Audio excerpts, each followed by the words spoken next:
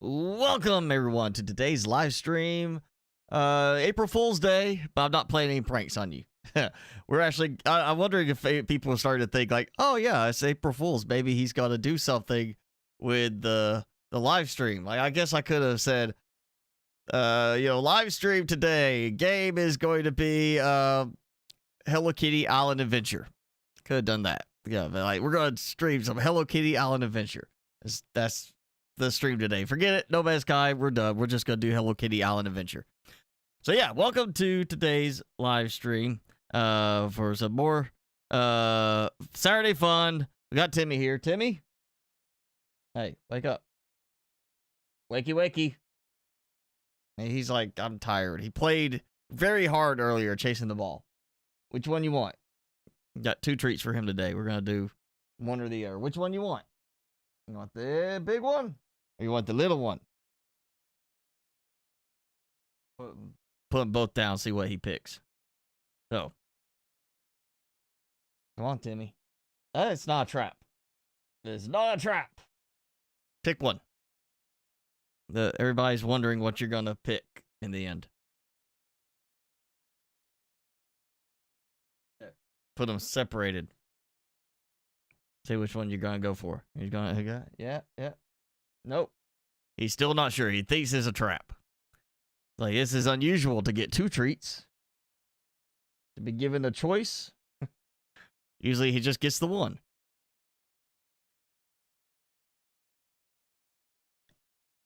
Come on, go ahead. Eat pick something. All right. So, yeah, last time, made my way finally to the Anomaly.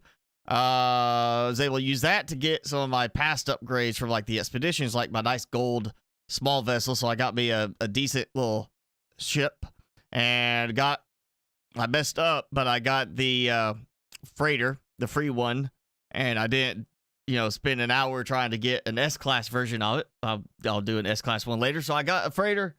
Okay, he picked the little ones. We'll put that one away for now. Sorry, you lose. So I did all that, and still not finding oxygen anywhere in any trade location. So, since last time, I decided, you know what? Forget it. I'm just going to go down to a planet. I'm going to do some searching. I'm just going to see if I can find some oxygen. And right off the bat, I got a Class C oxygen location. But I was like, I'll come back to this if I don't find anything better. So, an hour later, I finally give up looking because I found nitrogen. No more oxygen past that first one. So finally, on my way back to the ship, and that first one I was parked next to, I pick up another one in an area I was in, not far away from the ship, that it never picked up any deposit there. And this time when I was going through, it picked up a Class A. I was like, please, let this be oxygen, please. And yes, it was oxygen. So I got an A-class oxygen spot. I've already set up some basic extractors, as I'm not worried about making this like a super big spot because, well, let's face it, they did nerf things a bit. But I have a basic spot on a planet. So let's dive in now, and we'll let me show you what I got going here. So yeah, this is my little A-class outpost. And I did start with the biofuel reactor, which I don't need anymore. I finally got enough solar panels going, enough battery power. I mean, it is just draining away. And, still got enough to power a few more things. 275 an hour. And I got it up to 7,750 oxygen storage. So, yeah, not amazing yet, but I need to make some money.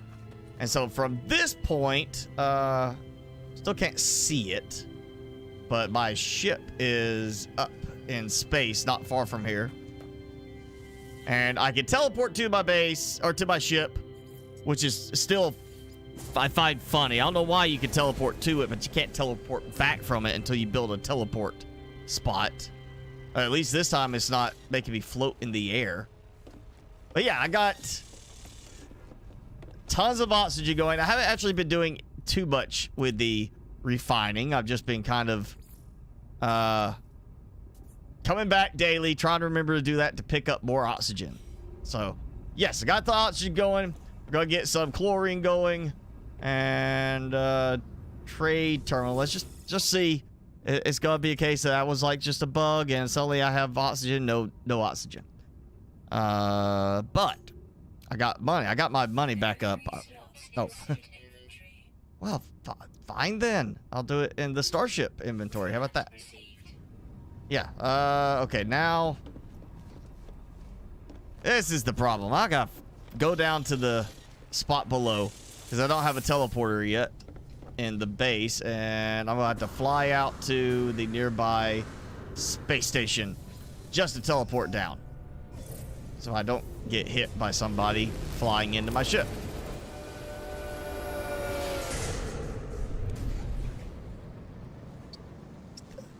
That's something that I still find kind of weird. You know, people just randomly pull up and park inside your ship's bay. Like, you're not getting requests to say, hey, can I come on your ship? Can I come aboard, sir? It's just, they're going to show up and do some maintenance.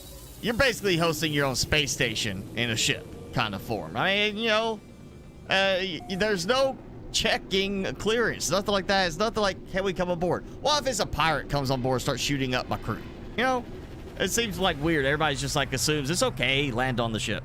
Hey, Jason, thanks for joining in. How's it going for you today? You doing all right? A good week so far? Have you heard from Jenny since she has chosen to step away from joining in on the live streams for a little while? Spend time with her family. I guess no vacations that they got going right now where she's just riding in the car and watching the stream. Did I not talk to everybody here before? I swear I thought I talked to everybody here at one point. Entity gal. Okay, so it's supposed to be female, right? It's a gal. Okay, talk to that one. Get these all knocked out. Yeah, I just picked a spot, one of the systems I went to, and said, you know what? It's got a planet. It's got a not too much like of a problem. I think it's like no sentinel activity. It didn't say anything about high sentinel activity. So I was like, you know what? This will work. Let me go find some oxygen and just call it. And all right, let's go. Not fugliness. I need to go take the fugliness one out. Jen says hello. Well, you tell her hello back. Tell her we miss her. You know, she ever feels spry enough to rejoin. And while that, I forgot to bring up my chat doc. So you gotta give me a second here.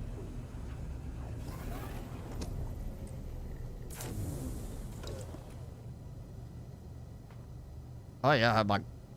Wait a second. I did not change my. I didn't change my view. What?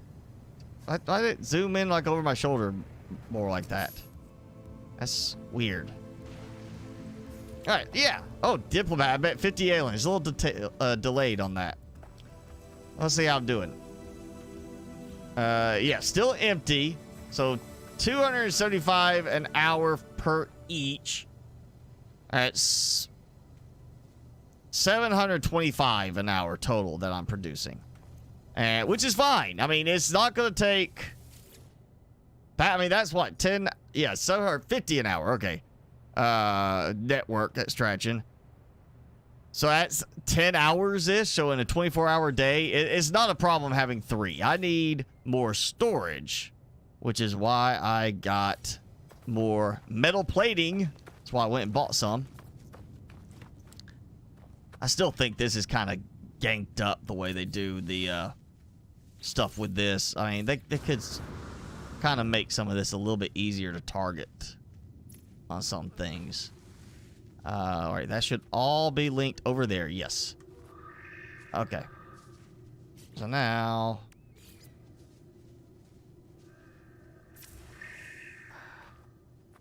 Yeah, it's easier to do it this way. We'll do this. And we'll do this. And we'll do this. See, I bought... Okay, yep, I ran out. It's like 44 is what I bought, so... A little short. But that's the point, is now I got some money coming in, I can buy this instead of having to worry about making all the metal plating myself. You know, money makes the world go round, in case you didn't know that already. There we go. Yep. I'm wondering, they got wings, but they don't fly, so I don't think they're going to be one I can tame and then go flying with. Alright, that is... How much do I have in storage now? 11,750. So more than a full stack. Nice. And that's not... Let's see, 24 hours would put it at 15,000. So I'm not at enough storage yet for a full day, even with 3. Which is what I'm kind of going for. There's no point in going beyond that because, you know, if you could... Just remember every day to check. That's good enough right there. So if I get this going to that point, then at least, you know, say every day I get 15,000 or 20,000. Yeah, if I get 20,000, that put me above 2 full stacks a day of oxygen. That's a pretty good amount. That's enough for a good number of runs on the refiner here. To the point I might need to go and get like another refiner set up in here. Starship. See how much I got. I got a bunch of oxygen. Yes, on the Starship. And a little bit of chlorine on there. Let's just move it down there. Let's see. What is that anyway? Shield module. I'm going to save that for another case. I gotta get some upgrades on this. I'm definitely gonna keep this one in the end. I mean, it's a free one. It's Class S. It's got good maneuverability. It's gonna be one of my long-term keepers, I think. Huh. Didn't even notice that. Flesh rope. Okay, that'd be a good one to go sell. Or trade in for the artifact thing, maybe. I get bolt caster. Do I even have the bolt caster on my thing right now? No, I got the terrain manipulator, survey device, and mining beam. That's it on this one. I need to do something. Okay, we gotta get something going then. Pulse spitter, I kind of like, but I don't have the stuff for it. So we'll do this real quick. And then I can move that out of the way. Boom. Okay. And I really don't care about the geology cannon. Let's just go ahead and say that. That go. I'm gonna rearrange.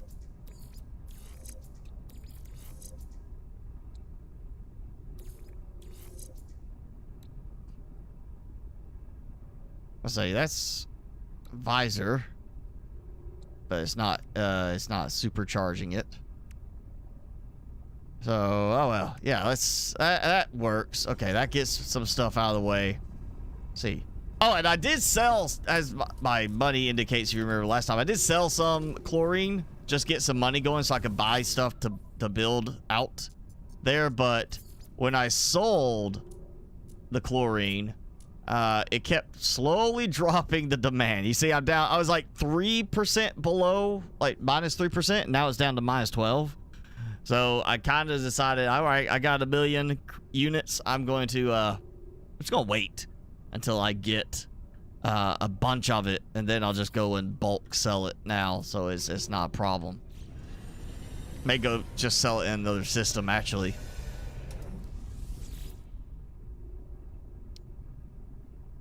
Yeah, that's...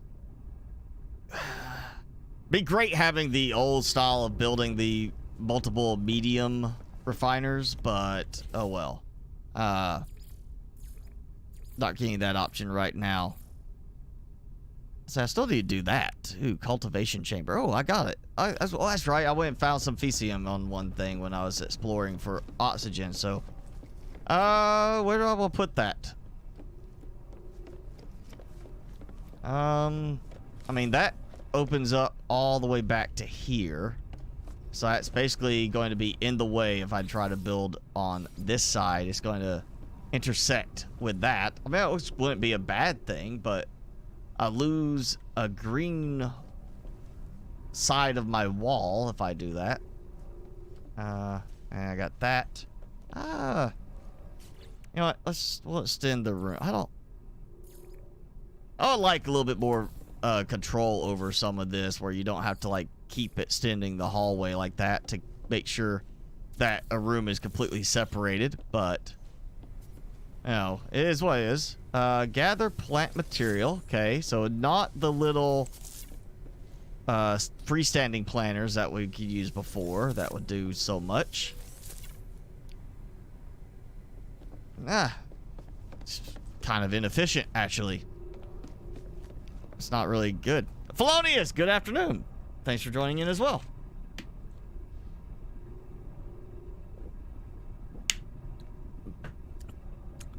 Surprised that Spots hasn't jumped on yet.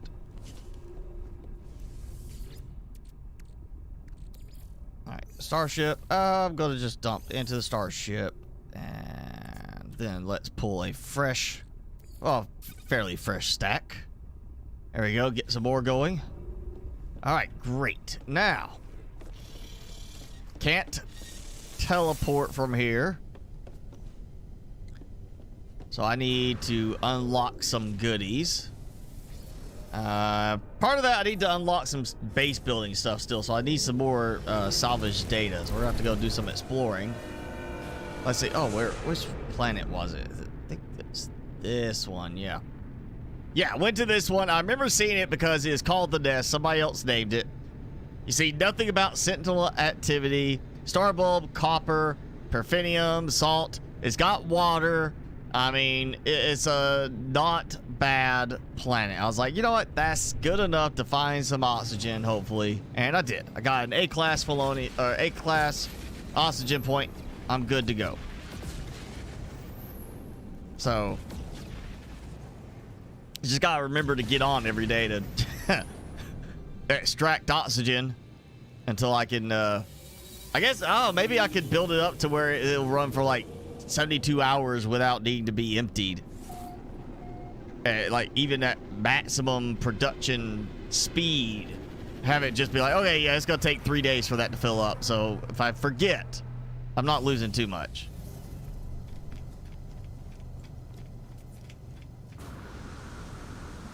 For now, let's you know, whoa, wait a second. Did you? Yay, traveler! I noticed the little sheen to him. Okay. Push him away, embrace him, or he's going to die. Does this mean I'm going to let him die, or does this mean I die myself? Yeah, okay. Did you not give me anything? Usually they give me, like, the grave. Oh. Yeah, I'm gonna give you that. Ooh, goody. I mean, yeah, I don't want to give 100 nanites right now. No. Oh, yeah, previous network restricted because it's pirates, space pirates. Go to this one. Economy is satisfactory. Cool. Okay.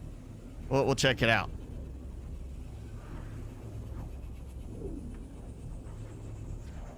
Timmy's worn out now. Oh, on a side note, I haven't checked it out yet. Maybe you have. I've mentioned it, I know, last week at least.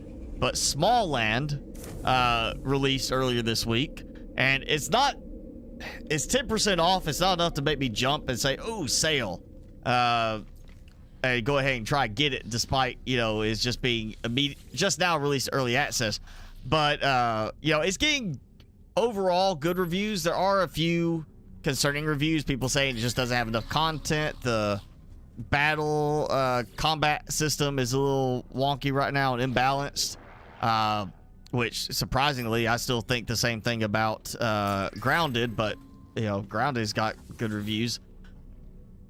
But, yeah, Small Land is kind of like Grounded, and you can see, I've watched some of the gameplay, it looks really good. I mean, it's basically what I would think Grounded should look like. It's less of a cartoonish type feel to it. It's more like if you did Ark in the style of your super small. And the fact that they already show it, you can tame creatures for use as mounts. It's Grounded meets Ark. I just 10% off is not enough to make me jump on buying it right away, so I will wait for it. But if you bought it, I want to hear about it. If you've already got it, I want to hear what you think of it. You know, is it really like surprising? Is it hopeful? Or is it underwhelming? Again, it's like over 80% of the reviews so far are positive. It's like 83, 84% positive.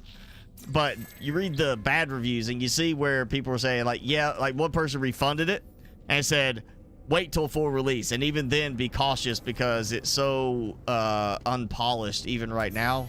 But, you know, it's early access. It's what you expect from early access. Unpolished. It's when it's full release and it's unpolished, that is disappointment. I think people seem to forget that at times. Okay, I don't remember that design, or at least not with that color scheme. So, you got anything good? I mean, I got some money. I still not a lot. Yeah, demand on chlorine just went way down. I'll go ahead and buy some more metal plating. There we go. Oh, wait, yeah. Here we go. Not stealing a chip. Oh, yeah. That's gonna help. And they left.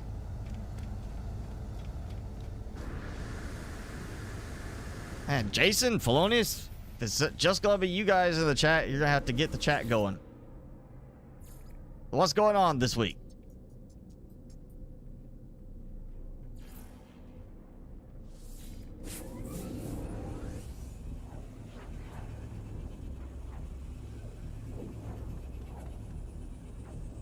I'm just gonna sit here with Timmy. Start scratching his side. Oh, you're rolling. You're rolling over.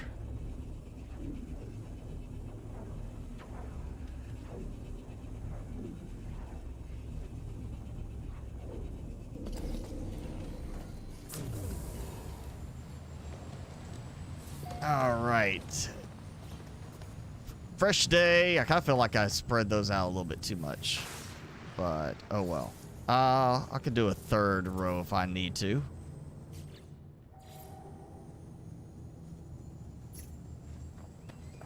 So why is my ship suddenly over here? My ship was landing over there. Now it's suddenly over here. That's not very nice.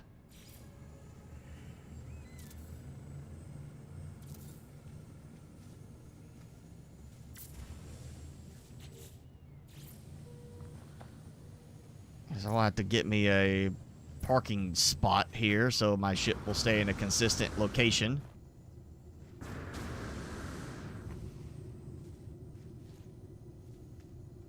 Okay, see if I can get this place well enough here where I'm not like struggling to target things.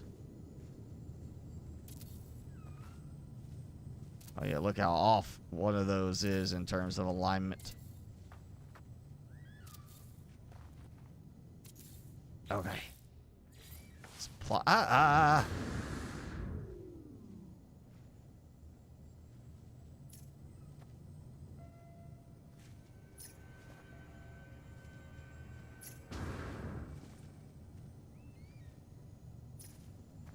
Alright, come on, come on. Pay equity meetings, union grievances, and oh, normal work insanity. Oh, yeah. Well, that's not normal work insanity for me, but, you know, my work insanity is like a client, newish client, was on AT&T, and I mean, I don't know how they function on this because their software requires so much more, but they were running on like 1.5 megs down was their speed from AT&T. So we told them, best option you got, unfortunately, is Comcast. As much as they are a pain to deal with, you got to go with them. And they said, well, I don't think I want to bother with them.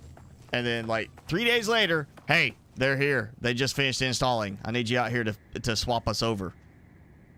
And we're kind of like, what? You kind of need to let us know this stuff in advance. Kind of schedule this out. And the response is, oh, I do? Well, how soon can you be here? About an hour? Kind of thing?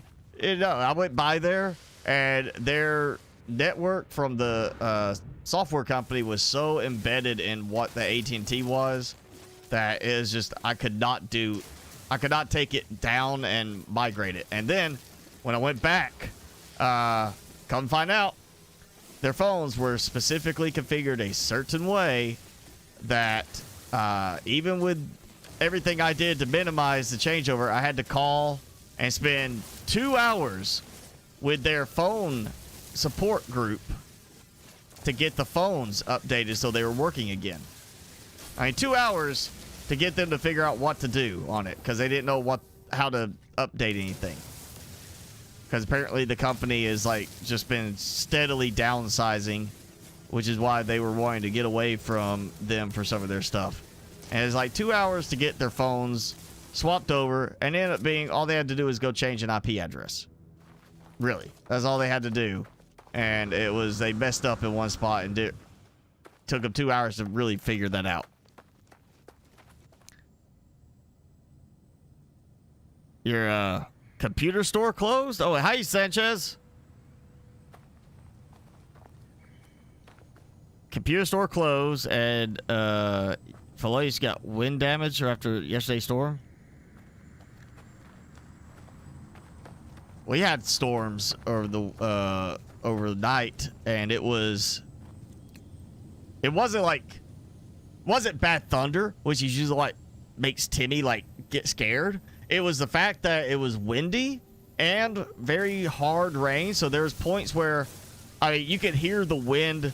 It picked up so much that it was blowing hard rain, and then when the wind let up, it sounded like the rain completely stopped. Like you heard nothing, just this temporary lull where there's no rain at all hitting the windows or hitting the house, and then whoosh, it picks up again, and it sounds almost like hail hitting the house. It was raining that hard. Of course, Timmy was freaked out last night. Yeah, micro center. We don't have any micro centers near here. I think the closest one is like almost 2 hours away from me. And I only know that because I looked one time because they had a deal. People like posted on Reddit. It's like, hey, here's this deal, and you can go buy the computer, the whole computer, for about $300 more than the graphics card alone cost. That was when like nobody could get 3080s, 3090s, when everything was just through the roof.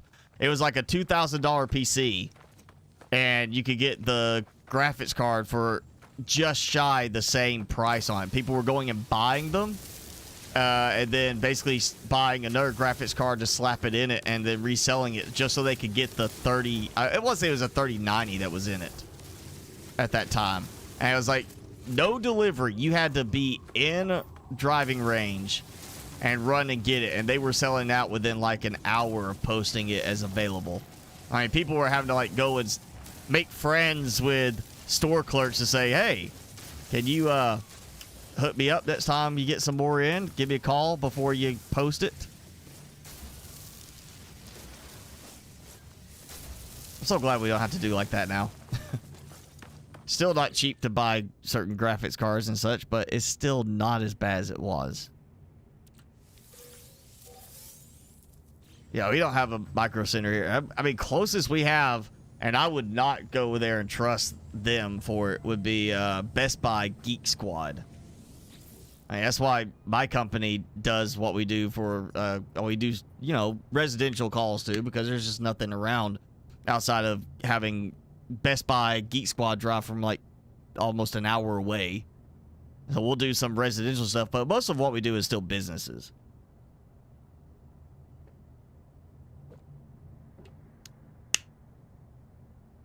Yeah, see, we stick with computer electronics. We don't do like any electronics. Like, we got so many people come in and say, do you have this fuse? Please tell me you have this fuse, because I can't find it since Radio Shack's all closed. You know, everything like Radio Shack just disappeared.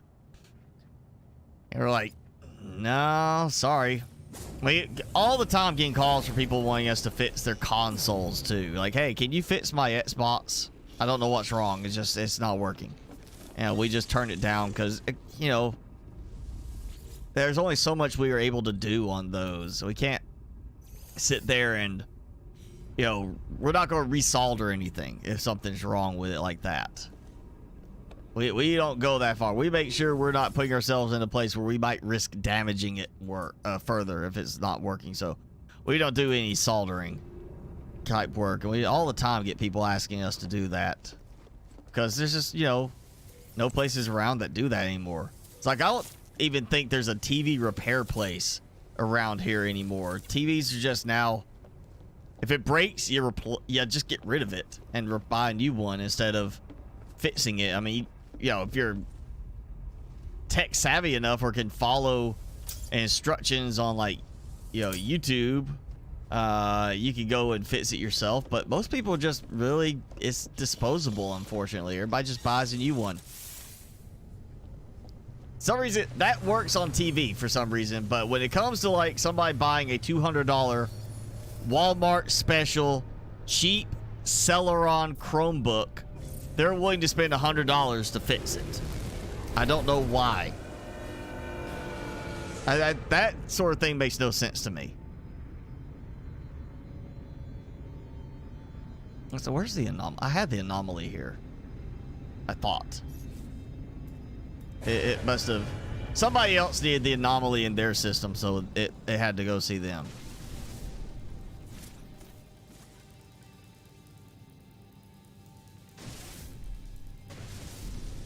I need a good asteroid field too. Oh wait, I know. We'll do that in a second. The rings are full of them.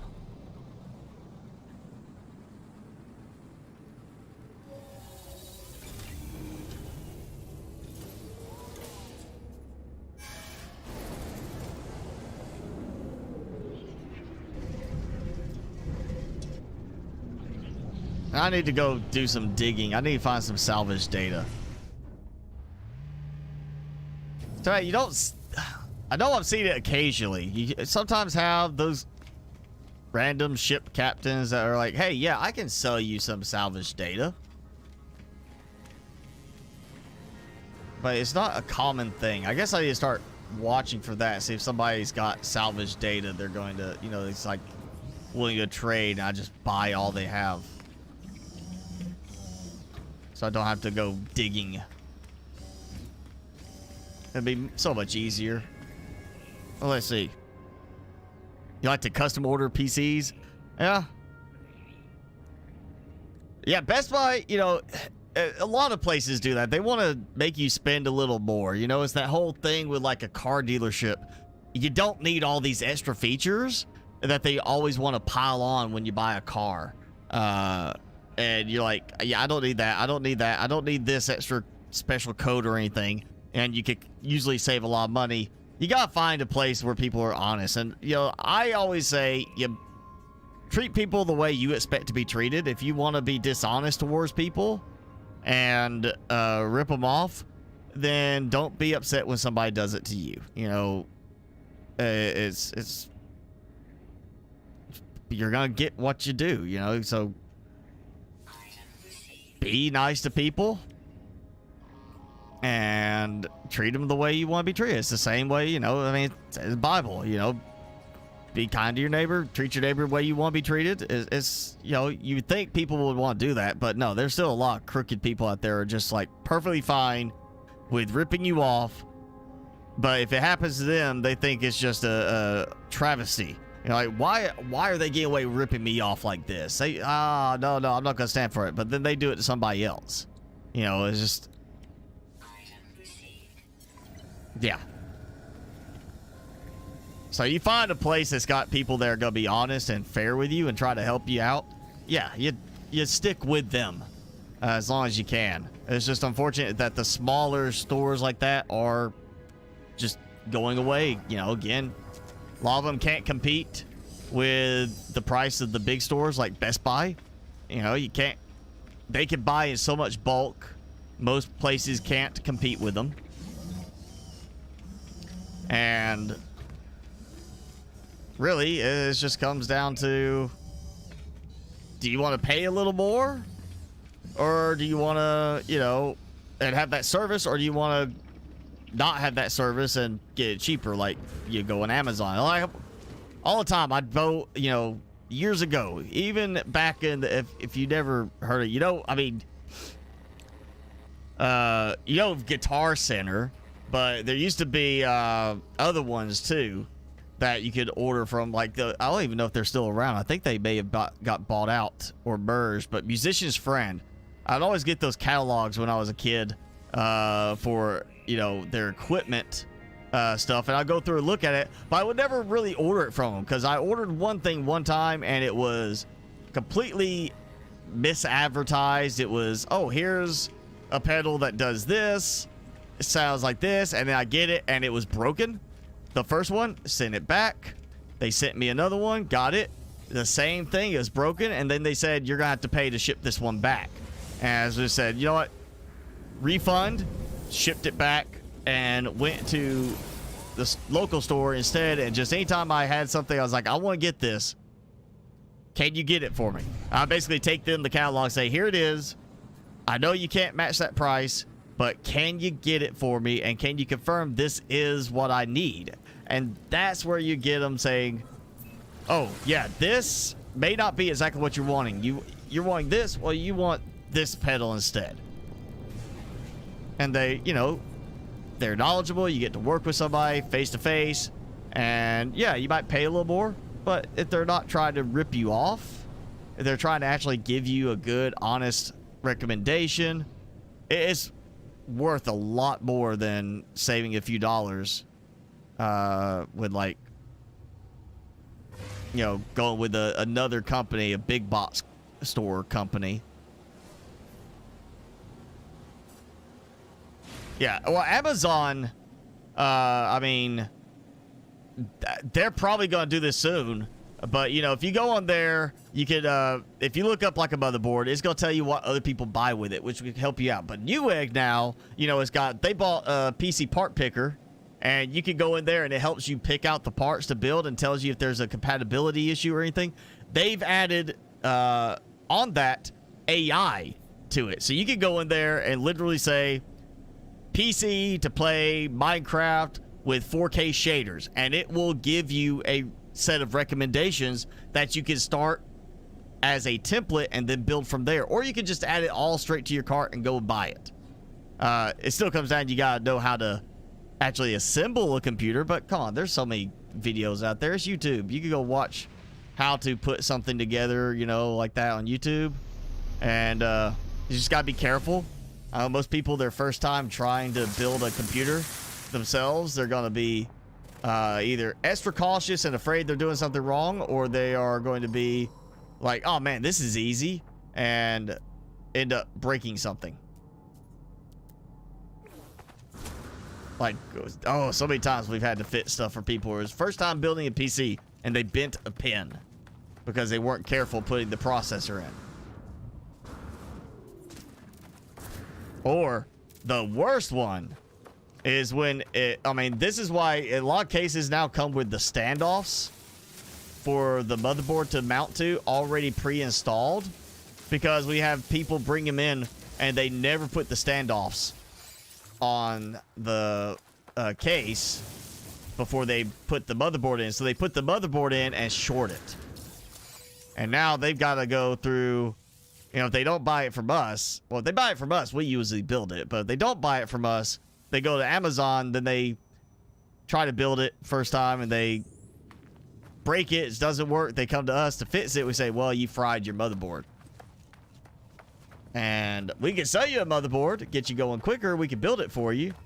But if you want to return this, try to get warranty coverage, you got to do that. We're not going to return it for them.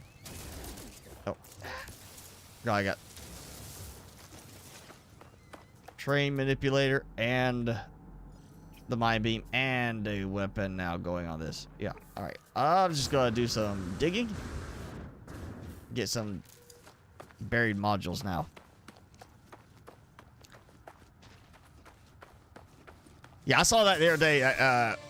Newegg added AI, or is beta testing AI in their PC part picker, the PC builder. And I tried it out. And to a certain degree, it works. But it's not. It's definitely beta. I'm going to say that. I said Minecraft at 4K. And it literally recommended like a top of the line Intel i9, decent motherboard, over the top power supply, and then it was a 3050 graphics card. I was like, there is nothing in the build that required a 1200 watt power supply, but that's what it ended up recommending to get, was a 1200 watt power supply for an i9. It did do a decently big cooler, but not a great cooler. Not one as big even as what I have on my current system or what I have on my Ryzen server. But still, it was, you type in a game or something like that, and it tries to use AI to look up the specs of what the recommend is and build around that. And look at what other people, I guess, are building based on that game. Which is a nice new thing. That's gonna, definitely help people who are picking out parts for the first time, or even the second or third time. It'd be easier for them, but you still gotta build it. You still gotta make sure you don't break it when you do it and put it together. Again, more case manufacturers are putting standoffs built into the case, or already screwed in, so somebody can't fry their motherboard because they didn't put standoffs in. But you still have some manufacturers who don't do that, and you end up with people who are going to fry their motherboards because they don't put down the standoffs.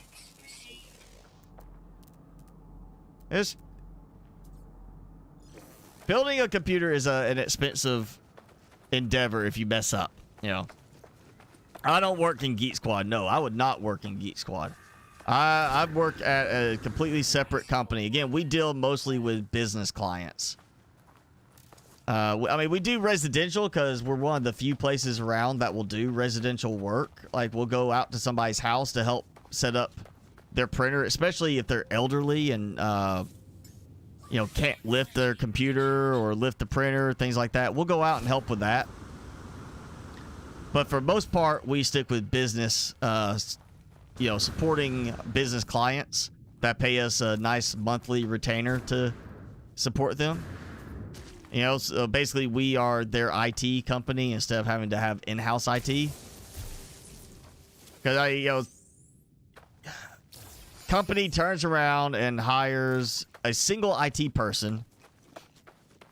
That's probably going to cost them, at least around $40,000 a year and up, depending on where you live. And what kind of expectations are on there. If they're like salary, I would think it would be at least $60,000 a year for somebody's salary because of expectation of maybe 24/7 support. If it's a business that stays open that much, or business that if you go on vacation and something happens while you're on vacation, you have to cut your vacation short. You're gonna want more money as a employee for that sort of treatment. But even at $40,000 a year, if you can, as a business, hire a company that costs you half of that a year to be available to you when you need support, not actually have to have them there on staff all the time, but hey, we're doing this, we need some help. They can send 1, 2, 3 people, whatever's needed to take care of the job. you know, that's a benefit for companies, and that's what my company mostly does.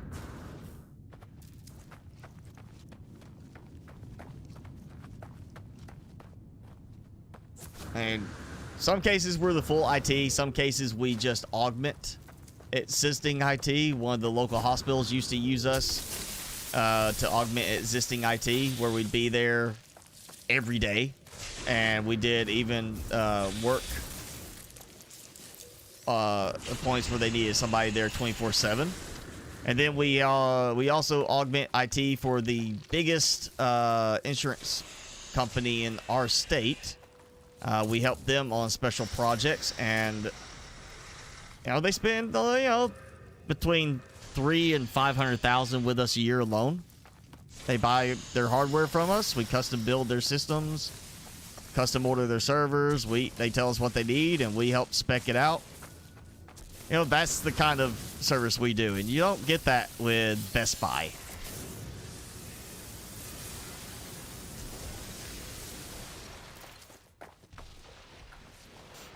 Yeah. Ryzen 5, I mean, depending on what you're going to play, it'll last. I mean, when I started, or right before I started the channel, and I only started because I built a new system at the time, my previous system was a Core 2 quad with 16 gigs of RAM, and I had managed to upgrade to a 970, which allowed me to play even Arc on low and medium settings, which was kind of the thing, was it didn't work so well when I was first trying it, but then I switched to be able to play it. I upgraded for that, and then I started playing some other stuff instead. And that's why I decided I was going to do, you know, I mean, to be fair, that system, even with the older graphics card, I was able to play Warframe without hardly any issues. And that was one I built in 2009. It was 7 years old when I replaced it. And even after that, when I just slapped a solid state in it and did a fresh install, it ran great. I mean, it still worked well for a while. I just ended up finally retiring it and scrapping it. This one is 6 years old now. I mean, I upgraded. I've replaced the power supply because the fan started to go out. I've upgraded to the 3080 Ti temporarily in it until I build a new system. Then my 1080 will go back in this if I need it for still doing recording and streaming. So you could get good longevity out of your equipment as long as you take care of it and can swap out the parts. That's why buy a pre-built system, you know, and if you've never built a computer before, and then when something breaks on it, try to diagnose it yourself. Do your research, see if you figure it out, and then build or fix whatever it is wrong with it if you can. If it's not worth fixing because of the cost, then build a new one at that point. Do the research to learn a new one. But I think, you know, we've got too much to this disposable culture now. You know, people just throw something away. Like, my last TV got hit by a power surge from the Apple TV box that I was using with it, because the Apple TV got hit with a power surge from the battery backup it was on, because that APC battery backup shorted out and fried everything that was connected to it, and anything that was connected off of that also got fried. Like, I had a power surge go from the switch to my other switch and fry it, and I had a power surge went from the Apple TV over HDMI and fried the TV's HDMI ports. So, you know, insurance and APC did pay to replace everything, but before I bought a new TV, I just started looking at what's the option to repair it. And to repair it, I would have to put in an entire main board. It's a motherboard, but on the TV they called it the main board. And it was like $200 to find one of those. And at that point, I was like, you know what? I put this in, I got a TV, but for $200, I could get me a new TV and not have to take it apart to fix it, and the new TV will be higher quality picture. So I just bought a new TV instead. But at least entertain the notion of I'm going to fix it myself if it's worth it. You know, that's the way it is. I think most people, it's just go and have somebody else do it. I understand if you don't have time to mess with it. Like, I don't have time to sit there and try to fix anything that goes wrong with my car, nor do I have the inclination to do it. But I'm at least going to try and see if it's anything I can do within a reasonable amount of effort and time.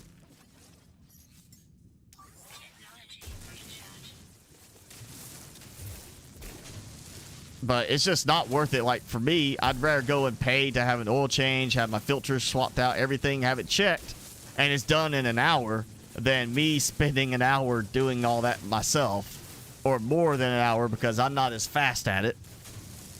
And during that hour they're doing that, I can sit there and do something more productive with my time. I can sit there and read, or I can take my iPad and work on something.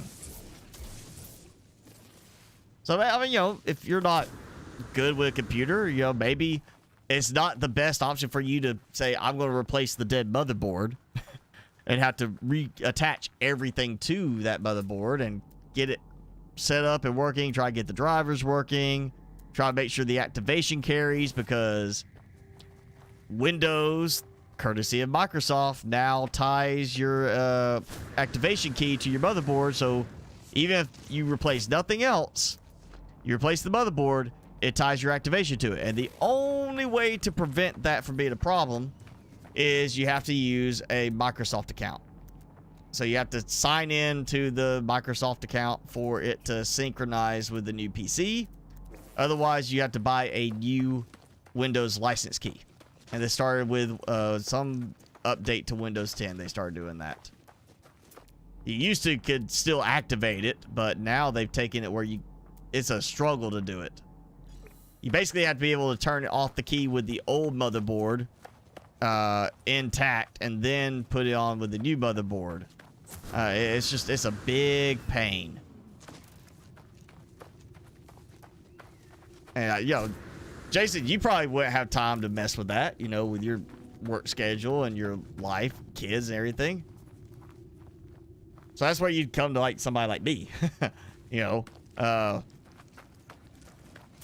a case of look up how to test your RAM. You know, you might find a video that gives you a couple of steps to try, and then it says it might be your RAM's bad. You know, but you don't know for sure. Good example, RAM stick. You could have some issues. It might be somebody says online in forum or something like that. Oh, it might be your RAM. Try swapping out your RAM sticks. Well, what you do? You know, one option is you buy new RAM and put it in and hope that's it, and that fixes the problem. If it doesn't, then you wasted money on new RAM. Other option is you take one stick out at a time and see if the problem happens with one of the sticks out. But it could also be that it's not your RAM at all. It could be the RAM slot on the motherboard is failing, because that happens too. It's not just your RAM's bad, it's the RAM slot. You might not see something about that. That'd be a case of then you say, well, the RAM stick's bad, I'm going to buy some more RAM. You put the new RAM in, and it still fails on you. It still has the problem. And you're going to waste money before you find out it's the RAM slot, not the RAM itself. And then it's a case of not replacing the RAM, but replacing the motherboard. Yeah. It comes down to your, you know, I say hands-on experience, how much you actually mess with this sort of stuff and get comfortable with it, versus how much time you have to do that. If you don't have time to do that, it's not worth it. Go find a local shop, local repair place to do that for you. Yeah, I could learn all the stuff I need to probably fix everything on my car, but it's not worth it for me to be putting in that much time and effort to try and figure out and diagnose through all this stuff, when in the same amount of time I could go take it somewhere and pay somebody that actually knows what they're doing.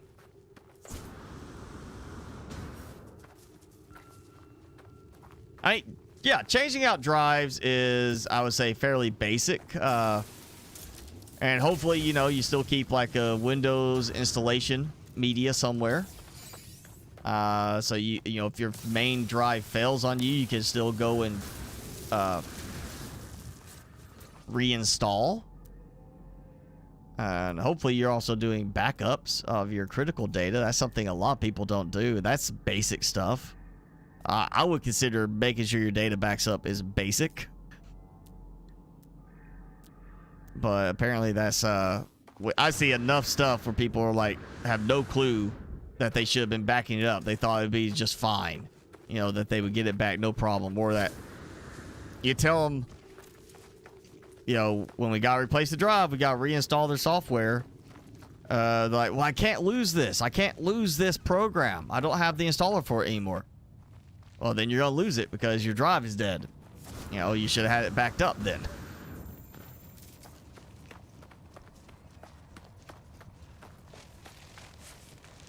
I mean, all my stuff that's critical is backed up.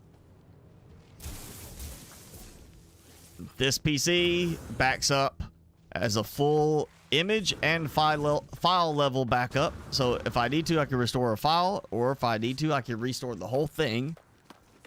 Like, say my drive fails, I get a new drive in, I can restore it from my backup completely back to the last image. And, you know, with Steam, I mean, honestly, any game developer that doesn't use Steam Cloud Sync should be. If it's an online game and your progress is part of that online sign-in, that's a different story. But like Grounded, you know, you got it syncs online.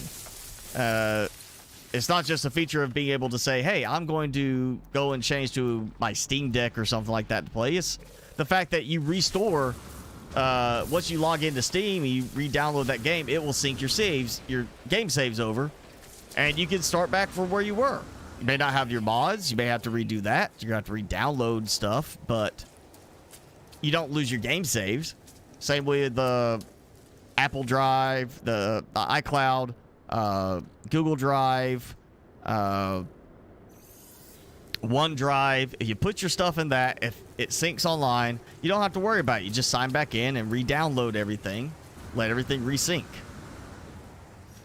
That doesn't help with, I mean, programs and such that people are like, I gotta have this program. You'd be surprised how many people are using like Microsoft Works from 2003. I mean, it's insane how many people are still using software that's going on 20 years old and they can't be without it because that's what they're familiar with. And if you tell them to use something else, they're completely lost. And I can tell you now, we have clients that still have 2010 Microsoft Office because at least that is still supported right now on Windows 10. It'll reinstall. 2007 and such give problems now. But we have clients that still have their copy of 2010. They don't want to give up because they know where everything is and they don't want to have to buy the 365 or anything.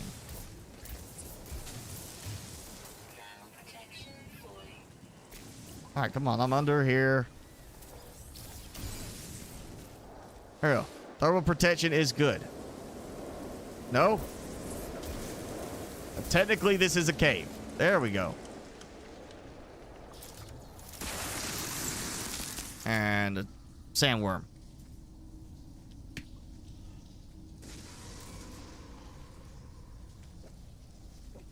I have not played Small Land yet, Sanchez. I was actually talking about that earlier before you joined in, asking if anybody had actually played it yet.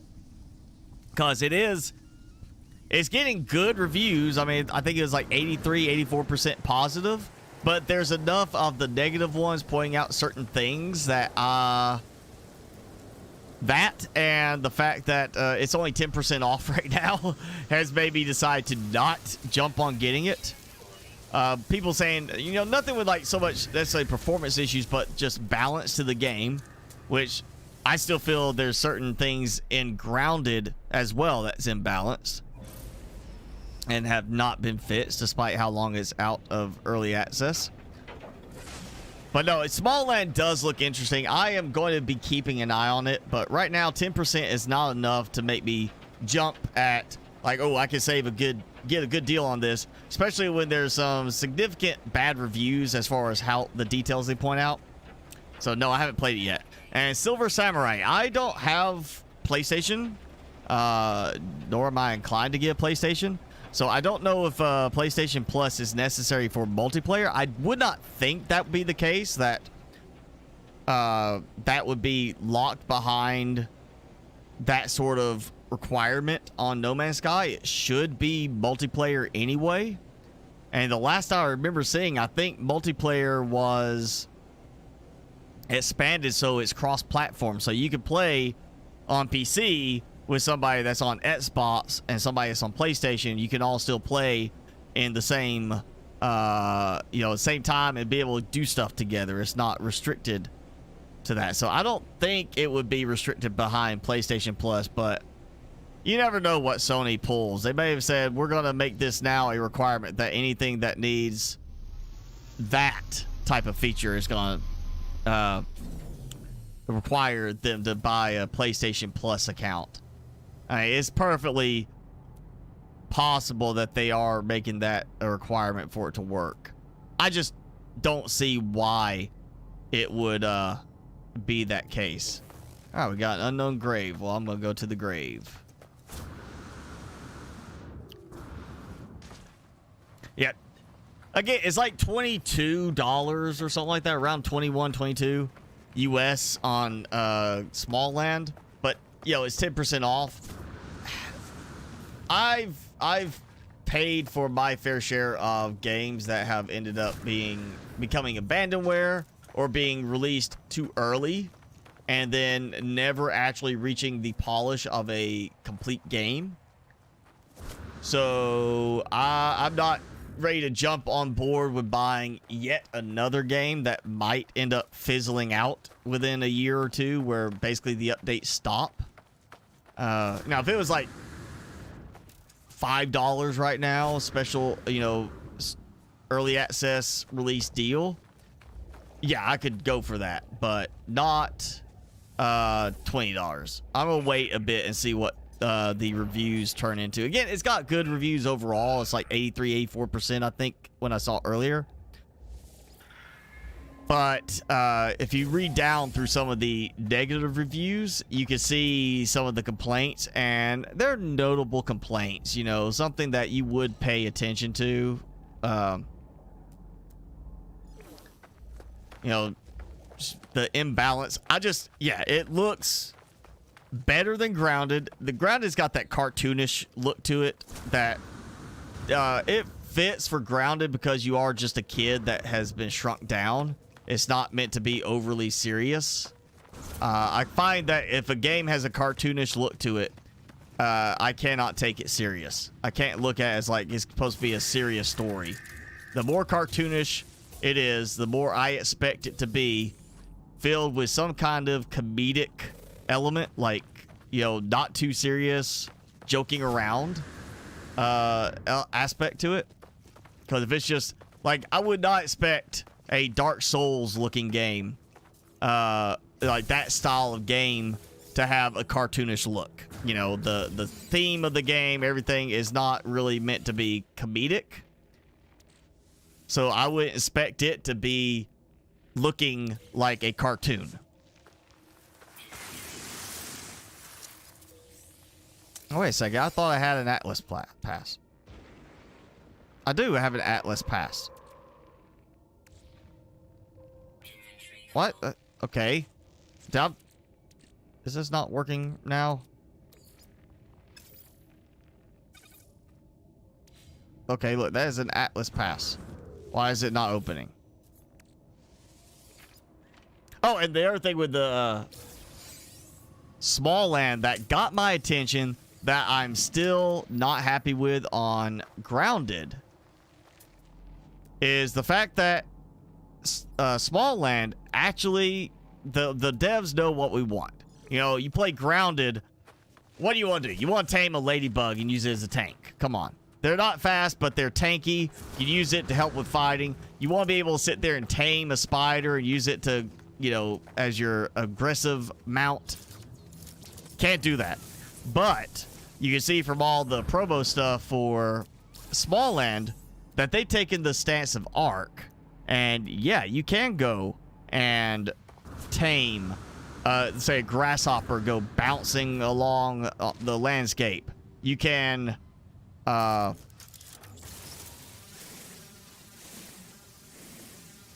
that not doing anything? You can, you know, I'm not sure about the flying ones. I know it's got a flying outfit you can use. Like, you can get winged outfits that let you fly yourself, which is also something that is just really kind of nice. Like, I'm surprised we don't have at least a glider type function. Like, imagine a hang glider style, wingsuit style thing for grounded where you could go and harvest, like, wings from mosquitoes or such, and use that to glide from point to point. That's another thing I don't understand why that's not in grounded, but it's not. And apparently you've got a flying suit you can make from insect wings in Small Land. So, Death in the Water 2. I have not even played Death in the Water 1. So yeah, I have not played that. You just informed me of that game for the first time, so I'll have to look that up. Yeah, it's not surprising that there's a game similar to Subnautica. Was it? There was one that came out not long after Subnautica released. It was like within a year, I think, of Subnautica coming out. Another one came out in early access, and it was basically Subnautica vibe, like the underwater exploration and all that, but it was completely passive, completely relaxed, no aggressive attacks or anything, just exploring. And that one did, as far as I remember, did pretty well in terms of reviews, because it was, you know, it was a relaxing game that if you didn't want the aggressive aspect of Subnautica, you could do that. That's why I like, when I was playing it, I liked the Infected, because it gave you that option to, you know, if you wanted to change, you know, how you played the game. I just don't. If you go and play a game where you're not doing it as the way certain people think it's supposed to be done, then you're gonna be told you're not playing the game right, or you're gonna get all these complaints about it. So if you go in like the Infected, you turned off the enemies just so you could play against predators only, just the animals, you're gonna be told you're doing it wrong. If you go in the Infected, you turn off the little rotating special moon attacks, you're gonna be told you're doing it wrong. That's why I don't play, among other reasons, 7 Days to Die anymore, because you go in there and turn off the blood moon thing. Oh, you're playing it wrong. You're not playing this right. You're supposed to be playing it where it's supposed to have that. You know, that's the game. So I honestly would like to see more games doing like that. Like Subnautica, you got creative mode. You got, what is it, the free mode too, where you can do more relaxed. Like you didn't have like food and water, I think was the thing. I never used it. But you know, sometimes there's just a game you feel like, I'd rather play this with a more relaxed style. Yeah, Infected, that was one reason why it popped in my head, was they just had it's not an update, I think it's just the beta branch. Like if you're in the beta before it goes into the main development branch. They've got 3 types of enemies, and each enemy's got 2 regular modules and then 1 boss model. And you got vampire themed infected humans, werewolf themed infected humans, and then just plain infected humans, which are like, I think they're calling them brutes.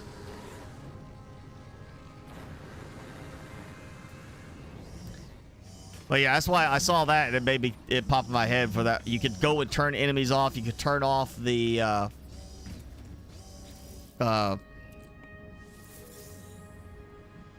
turn off the predators and just have nothing but passive you know, play completely all around. I mean, to me, I like that because it is one of those things that it's like it gives you the option to play how you want to play, entirely how you want to play. You're not restricted because of the way the developer thinks you should play.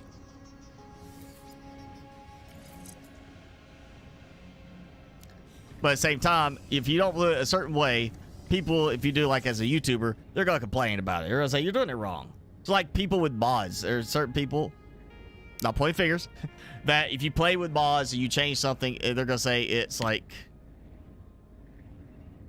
you're playing it wrong, you know?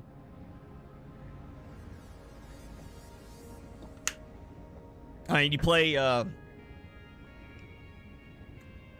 let's say you'll play Subnautica with some of the mods I've recommended, like the Easy Craft mod, because you've already got magic pockets on your, you know, swimsuit anyway, so why not? And I still get comments every now and then, somebody saying, this just ruins the game for me. I'd rather make it harder. You know, there's going to be people that want to make it harder. That's why mods are such a great thing, too, because games that natively support mods allow for players to say, this is how I would like to play a game. This is what I want to see in the game. And other people can do that too. I mean, that's one thing about Empyrean Galactic Survival is some of the models for the ships in the game, even now where it is, were not from the developers. It came from the community of players who came up with these designs and put on the workshop. And they got so popular that the developers said, we're going to add this to the game. We're going to throw it in there so it looks, so you could use it in the game and have this kind of look. Since it's so popular, just make it part of the game.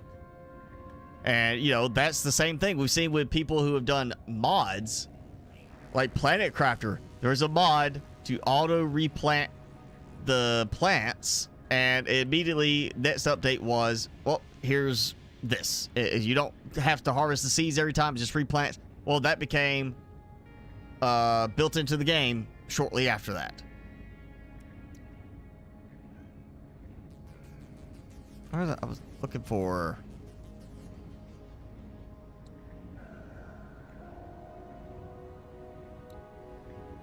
Oh, eventually I'm gonna get all these, but right now there's something I'm looking for. I can't remember where it is.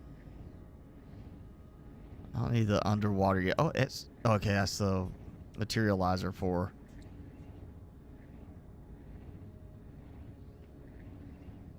I guess for the. Oh, okay, yeah. All right, so that's for me to get it for the freighter. I gotta get those. Well, I'm not doing those yet. Let's see. Oh, yeah, we probably could do this. I mean, that's kind of pricey, but get that. Oh, hang on. We gotta look at something. He's dreaming. He's chirping. And that's actually a chirping sound. Is whoop, whoop.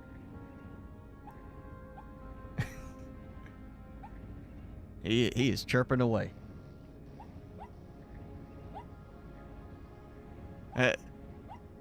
I'll say it's very rare. Sometimes he does growl. Most of the time he just chirps. That's what he does when he's like, he gets into a dream. He's sitting there chirping. But yeah, I'll say back to the whole body thing. I mean, you play the game you want. You know, if you don't want to use something in the game, don't do that. That's why I don't get it, because there's still people who think they're being really funny about it in their comments on some of my old Subnautica videos, the gameplay ones, where it's like, this guy doesn't understand you leave the planet. And they think they're being funny, but the fact is, if you play Subnautica and you don't fully engage in the base building, you play just to go through the game, just to get the story done, you are missing more than half of the game. And technically, I would say if you're missing more than half of the game, then you're playing it wrong. So I would say anybody who just says, I'm not even going to worry about the base building, I'm just going to play the game for the story, is actually missing out on what the game has to offer. And I mean, if you want to play it that way, you can. I'm not saying that's wrong to play it that way. I'm saying you're missing out on what the game really has to offer. But if you don't care about the base building, you just want to do the story, you enjoy the good story, the exploration, the survival aspect, you can play Subnautica that way. It's perfectly allowed. But making, trying to make fun of somebody who plays the game with all the building, no, it shouldn't be done that way. I think he's calmed down now.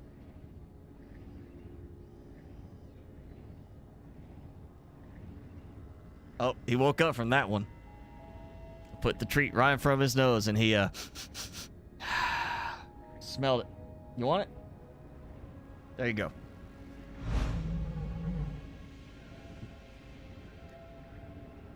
Jen is addicted. I mean, it comes down to where is it easy, or is it just fixing something that is unnecessarily tedious? Like Sons of the Forest right now, building is tedious because we don't have the sled. Yeah, you can use the zip line, and you can do it where it's not as restricted as the first game, but you don't have the sled. The sled was one of the big saving points of the original game. Kelvin, I guess, is supposed to help mitigate that, but let's face it, he is next to useless right now. He doesn't follow instructions very well. He can't do hardly anything right. It's better to just, not use him. Let's see, what is it? Yeah, exosuit research. There's something else I was looking for. Well, I already did the trade rock. That's right. I still gotta go and buy some wiring looms for that. Not that I really need it that badly. I'm not gonna worry about those just yet. Let's see, was it there? I need to check this. I need to see where I need to spend some nanites. Not the survey device. Thought, I don't worry about the cloaking device. I can't remember how the neutron cannon fires. I know I used to use the blaze javelin all the time because it's my sniper one. I can't remember if it was like the neutron one was one that I started really using too.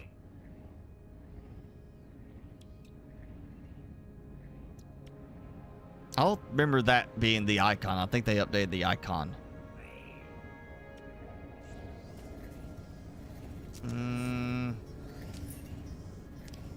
Let's look at the ships. I'm not worried about exocraft right now. Jen doesn't play the original game in anything. I try to play through the original game as much as I can without doing any modding until I at least try. I want to do at least like one playthrough if I can without mods, unless there's just something that is so aggravating or something that's not polished and there's a mod to fix that. Like Grounded. It's one thing. I'm playing Grounded again just for myself now, just to have something different to play. And I ended up installing one mod, and that is a mod to change the carrying capacity for things like grass planks and weed stems, because I don't like the way it's handled in the game. Yes, 5 by default is what I would expect, but the ant armor giving you 3 more as a boost doesn't make sense, because ants can carry up to 50 times their own weight. I'm not saying you need to be able to carry 50 times your own weight, but I would think that adding the ant armor would be a much bigger upgrade than just here's 3 more. I would think it should be at least like an extra 10 when you're wearing the ant armor. So I ended up adding a mod to increase my carrying capacity, plus because I'm trying to do like I'm focusing more on the building now than just the game story.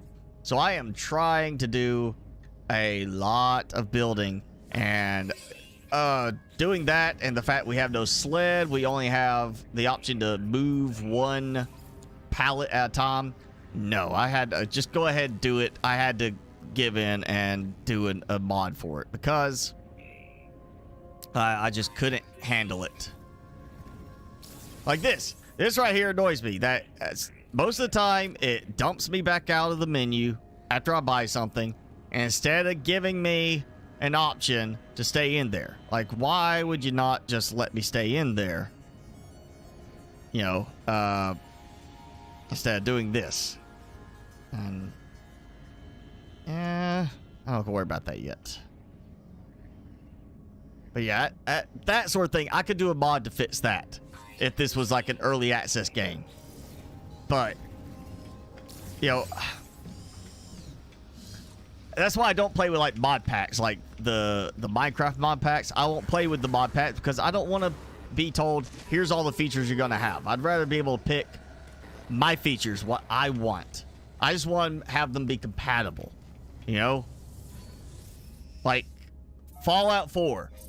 I would use mods to increase the build limit because I don't like their artificial build limit that they imply across it, because you got to have so many people to build and do all this. Like, why? Why not just have it be, oh, I'm building this big because I want to. You know, that sort of thing bothers me. But I'm not going to sit there and throw in a mod to add in some kind of special super weapon that makes it just, you know, just super easy and impossible to lose. But again, it goes back to play the game the way you want. Don't let somebody say that's wrong, because if you're enjoying yourself, it's right for you. Maybe the way they play the game is wrong for you. Like, I don't like 7 Days to Die. I don't have a problem with the 7-day blood moon thing. What I have a problem with is the superpowers that the zombies get. I look at 7 Days to Die as this could be a possible, like, Walking Dead style game. Perfect as far as the Walking Dead, you know, TV show, series, all that stuff. It could be perfect match for that. But you get these zombies that on the blood moon nights have superpowers. They can track you without having any problems. They suddenly can run. And it goes back to the fact of, like, they can break through anything. Trust me, you know, you're not going to break through concrete by bashing it with your hands. Like, a zombie, I don't care how strong they are, unless they've got supernatural powers. You put a zombie up there, say, and have it start hitting a brick wall, the hand is going to give away faster than the brick wall. And if you're a dev and you disagree with that, go outside, find a brick wall or a concrete block wall and start punching it. And let's see how long it takes for you to punch your way through that wall with your bare fist. Especially the idea of, like, which I don't know if they've changed it now, but last I saw, it was still the case of 7 Days to Die. It's just a matter of time, but even bulletproof glass zombies will break through. It just takes them longer, takes more hits. Like, yes, from a game standpoint, that technically has to be done because it's got to work that way, but make it an option. Don't make it a requirement, because it logically doesn't make sense that a zombie's going to just slowly break its way through concrete. So she tried Destiny and then stopped playing because she couldn't use mods?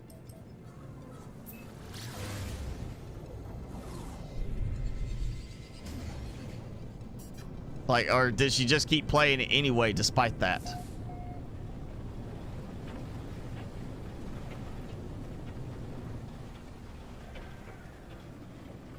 What? I need to go back to that. All right, you know what? Where's that message thing at? Let's take care of this message. I don't know why I've got to test my survey device. I've already tested it. I've already surveyed to find the oxygen.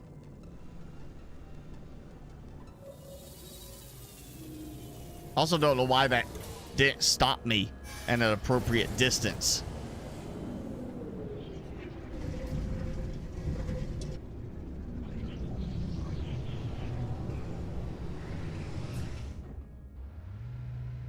You know, actually, back to the 7 Days to Die thing, that was one of the things. There was a mod at one point, and it stopped working after a certain alpha release, which I don't remember seeing differently. I think 7 Days to Die is still technically alpha. It's still early access. It's been like 8 years or something. But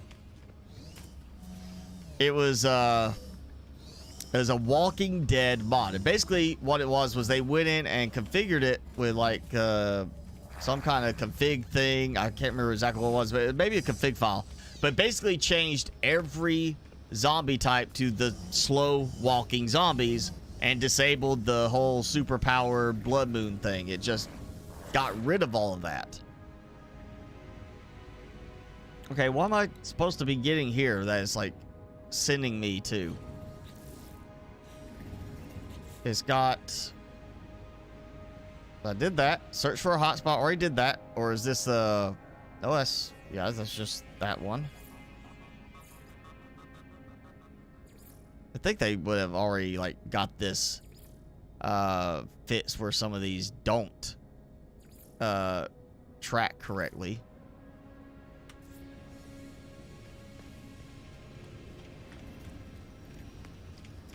Yep, still there. So it's like, I got a survey, and that's why I'm still supposed to, like, go to that? I just saw it. I was supposed to talk to her again. Or him, it. Whatever.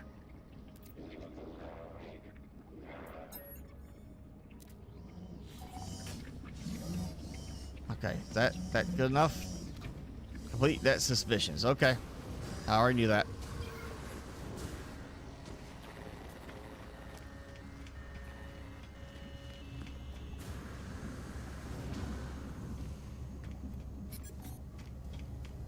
Say, oh, now just thinking about it, I did see something for it the other day, and I think it's still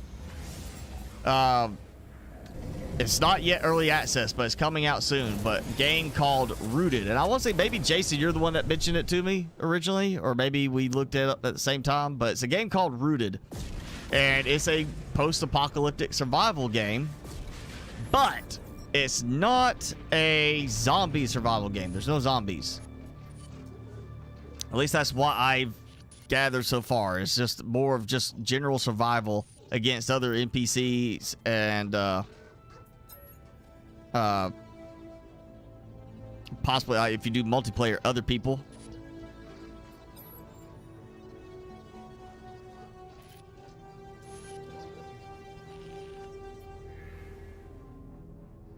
Okay. So now I'm gonna have to boost the signal. Recruitable frigate. Oh, upgrade module. Bolt caster module. Yep, okay.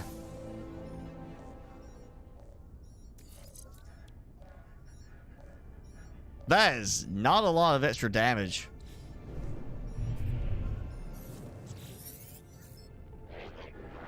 Inspect the frigate.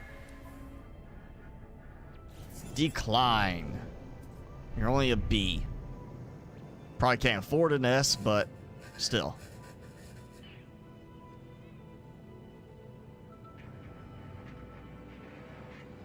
Let's see, I got that much to sell. Oh yeah, I got some new tech too I need to install. Technology installed. And again, I need some wiring looms. Okay. Warning. Threat detected. Oh, where are you?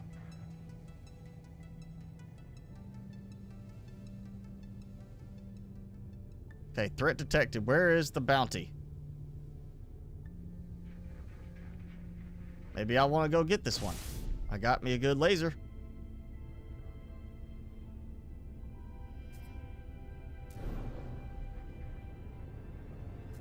Oh, wait. I see the red kind of hiding in there. Now it's gone. There it is. There we go.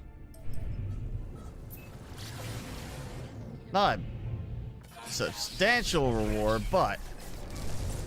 And there it goes again. The same thing as last week.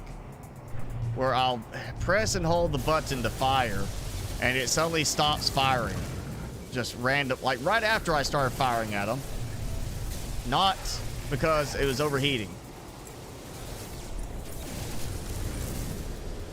No, you're not getting the bounty. No, you, oh no, you did not. I got at least part of it. I did most of the damage, so I got the biggest chunk. Okay. As long as I didn't get gypped on it, because they got the final shot.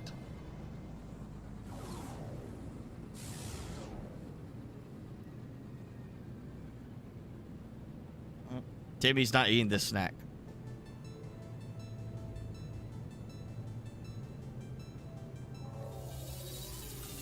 So how much I got? All right, 3.8 mil. And plenty of O2 at the moment.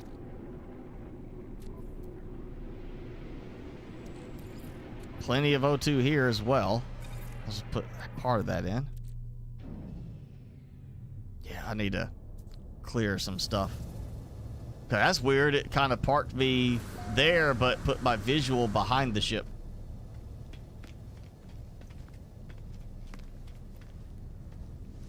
Oh wait, there was one I wanted to look at.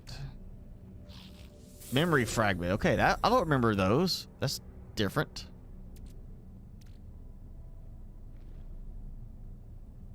Yeah, I don't remember that, and I still have a good chunk of those. Go use.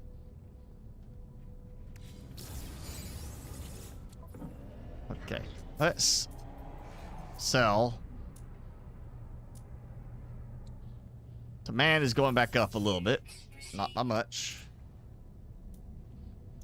You know what? I can get rid of those. I don't really need them right now. Okay.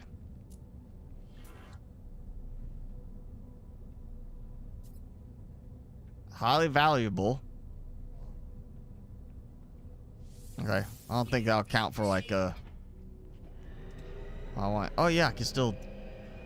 Well, I sell that one. I don't know why I only have those. I have more than that. Okay, let's get wiring looms. Yep, can't afford that. Technically I can, but I'm not going to. Let's do 25. I guess it'd be enough for a little while. Which means this and this.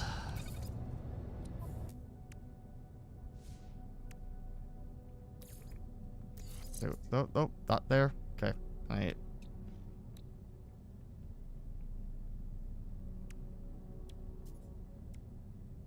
I really don't have to have that, I guess.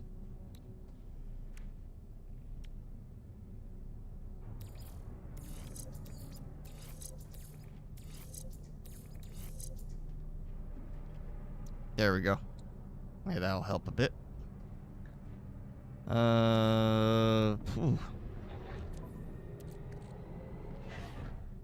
Make sure I don't have anything else. Well, I got the prepackaged oxygen recycler unit.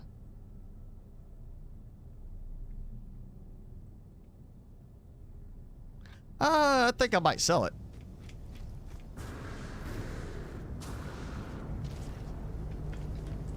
Seems like a better option. I don't think I'm too worried about that. Is that... That's Explorer. No, solar one. It is a solar. It looks more like the wings are fixed rather than expanding. That's a neat looking one.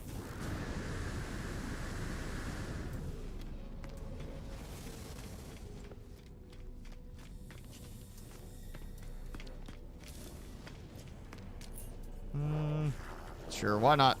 See what they got. Oh. Not gonna worry about it. Yeah, I'm not even close to that point right now. No way.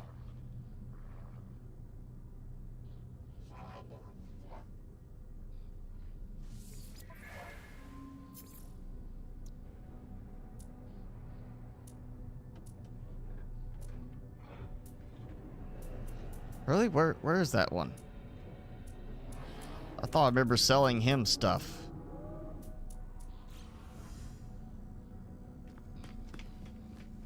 Okay. Maybe I'll just go over here and sell it then. Fine.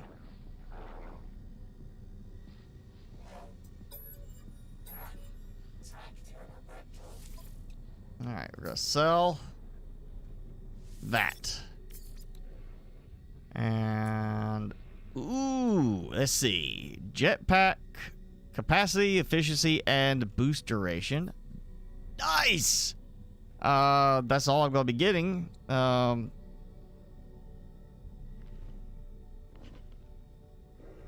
Okay. Yeah, you know what? I kind of like that.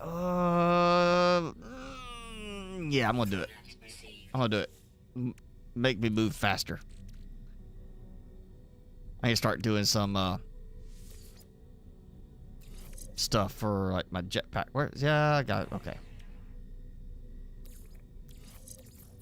I need to start doing some expansions on that too.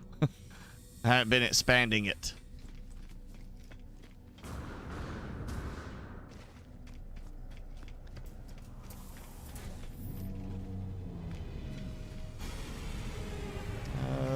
Let's see. What I got? I got 5, and then 20 metal plating. So I got that much metal plating. Let's buy some more. I'm going to expand my oxygen thing a little bit more, and I might go ahead and, you know what? Do a we'll build like a small refining base there, kind of thing, so I can expand on my speed.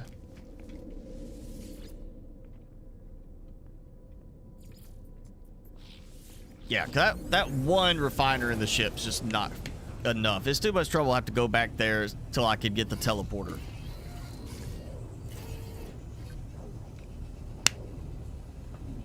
I got the supplies, the money. I could probably build, you know, what?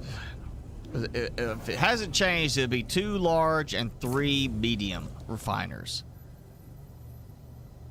I remember when they used to have no limit on that.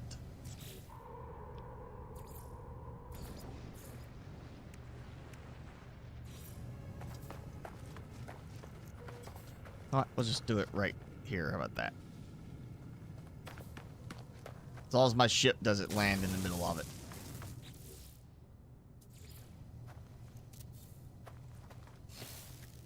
Okay. Now we'll have to tie the power. Is it what? No.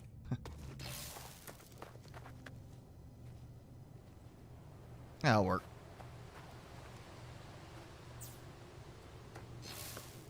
Okay. And may end up moving batteries up top. Oh, no snap. Where's the snap thing? The free placement. What? No.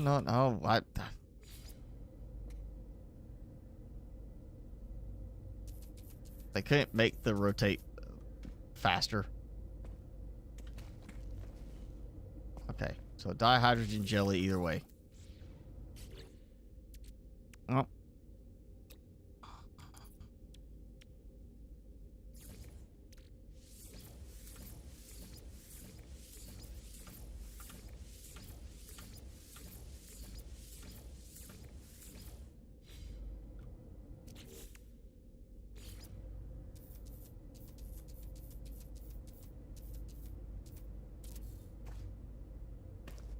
And I don't have enough magnetized ferrite now.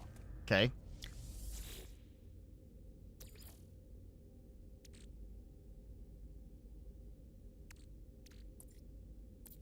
So I'll take pure ferrite and put it in, right? And get the, yep, there we go. Oh, that will help. Let's see, how is this doing now? Time until drain, 3 minutes. Great, yeah, I'm gonna have some more batteries on this.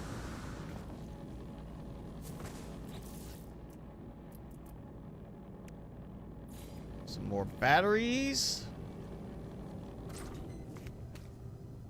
Actually, I might just do it like this. Like, put them up here. In the middle. Alright, great. Take that. There we go. Now, let's see how much I've got in here. Got 1,000. Alright.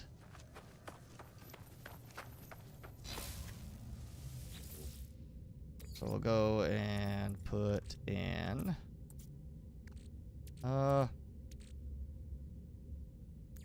just start with that. And I should have wait, oh, I just sold it. That's right, I just sold all of it. And I don't have any there. Okay, I'm gonna have to go get some chlorine anyway.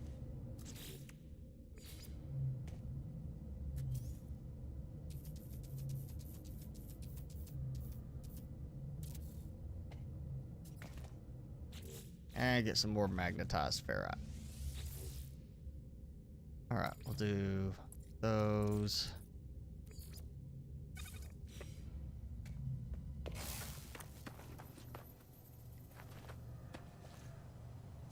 Yeah, it's about to be empty. I'm gonna need some supplies for some new stuff. And clean this up a bit.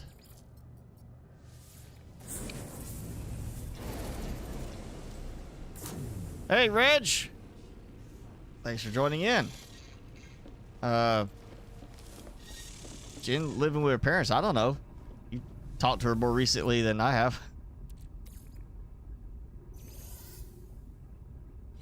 Alright, get that going. And let's see. If I can get ferrite, magnetized ferrite. I get neither. I could get ferrite dust.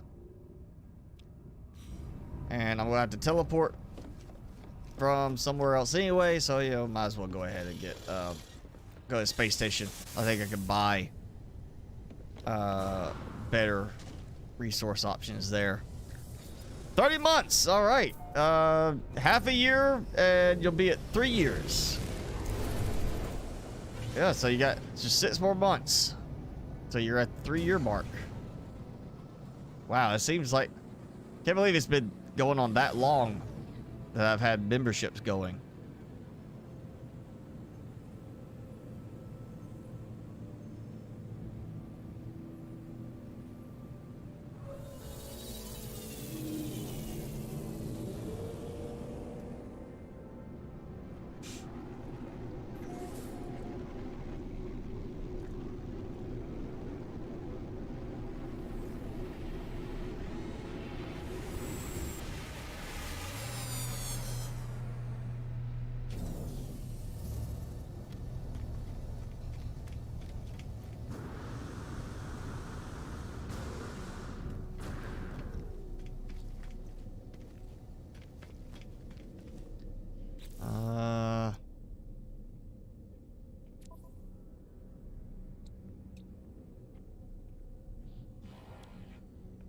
Oh yeah, I forgot all about this. I could have been doing this already.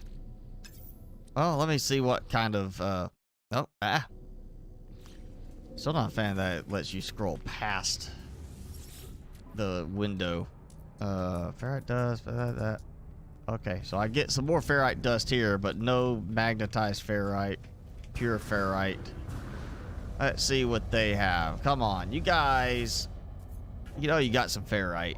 You know, one of you is coming through. If you got wiring looms, you got ferrite. You don't. All right, fine. I'm just gonna buy all of that.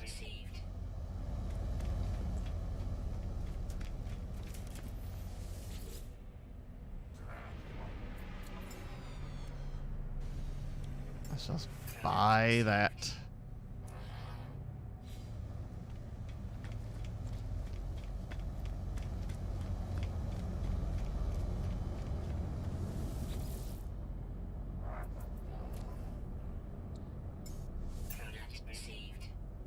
not giving me... Oh, wait. I should have been getting that too. Yep. There we go, because I'm going to need dihydrogen jelly. Now, I'll save you some trouble having to make it.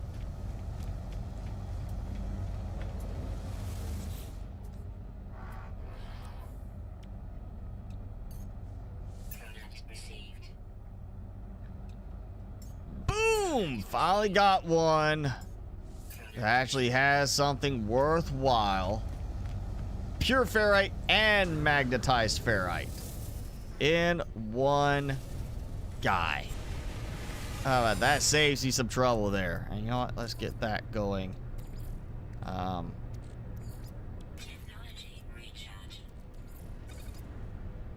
Begin.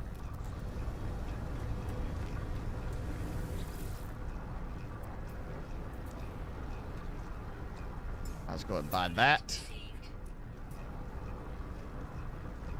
Nope, nothing. Okay.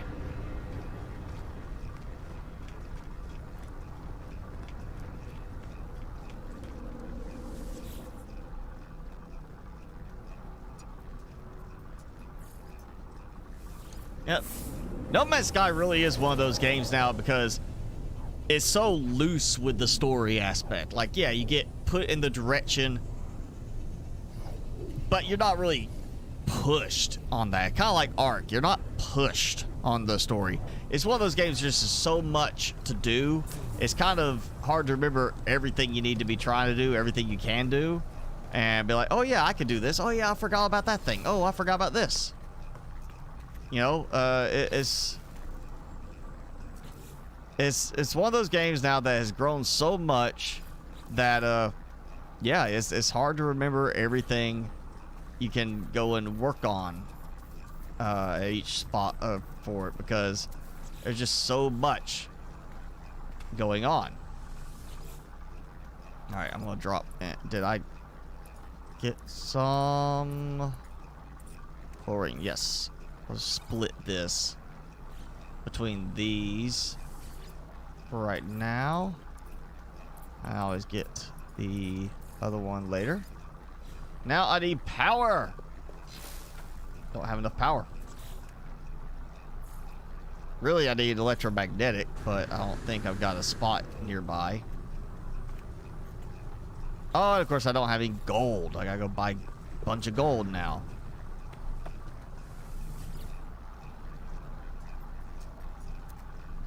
Alright, so stop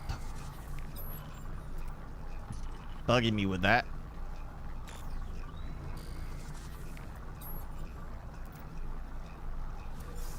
Hey, personal upgrade module.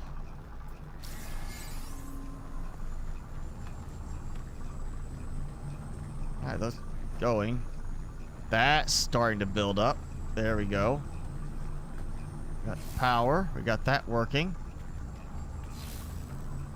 And that's producing again. Yeah, 21,000 storage. I think I'm actually good right now for that. Batteries. That's what it was. It was batteries that had... Oh, wait. Oh, yeah.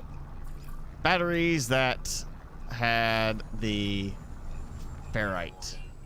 Incoming storm.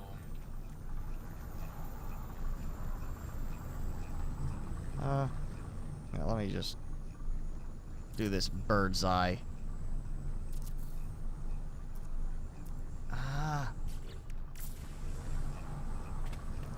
Building is still ganked up on this new control system. It's just, it's not smooth.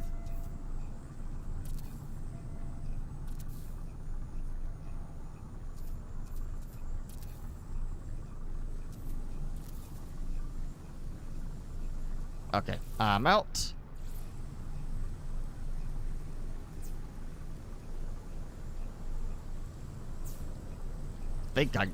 I can't see that. Go here. Oh, I did it. It worked. Oh, that is shocking. Thermal protection falling. Okay.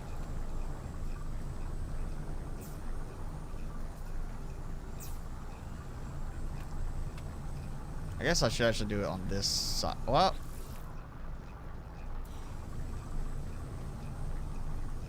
No, I don't. That one. Yeah. And. What? Up. Ah, it's so ganked up. Really is. It is not as smooth as this should or could be. Alright. And I need solar panels before I start relocating some of these. Alright, that's going. I'm gonna get at least these started. There we go. How am I doing on this? Completely converted. Alright, and you know what? Let's go back here. Where's the pure ferrite? Do half. Refill. Set that going. There we go.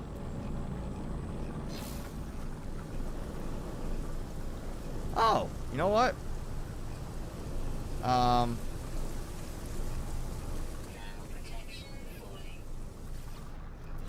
Remember all the stupid controls. Oh, no. Ah! I'm so used to other games using like Q and E to rotate, and this messes up if you do Q and E.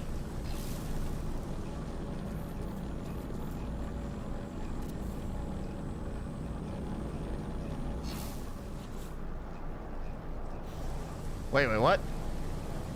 So, I thought I was editing the part and like getting rid of it. Instead, I thought I was moving it. Instead, I like there, that one's gone. Like I'm moving it. The portal just rebuilt. A second one. That not dumb? Seems dumb to me.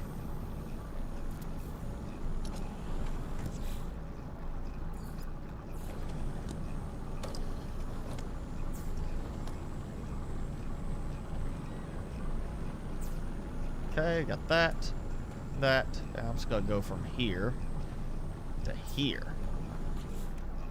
And then that will just end up, this will come out and they'll link up to this one. Or actually, ooh, I need to unlock them. That's right. I need to unlock some of those. I just need to put like a control, like a button lever thing, and use that as my central connecting point.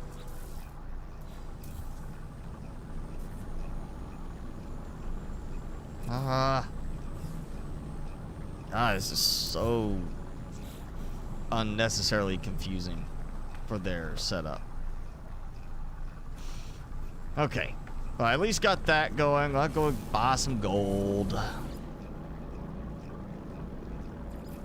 At least I could say that I could go buy some gold. You know, I got the money.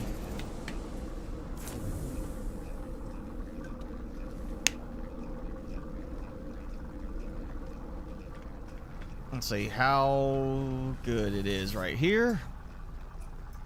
Oh, yeah, oh.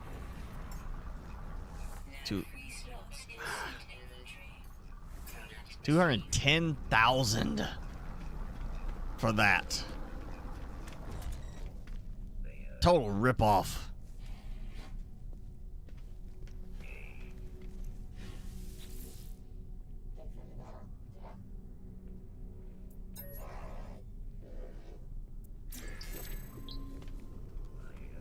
Okay. Oh no, let me think. Building wise, I think it's like what, 50 gold, 30 gold, something like that for each. I'm gonna need a lot of gold, so yeah, I might want to buy a little bit more. This is my money production right now. I can't buy anymore.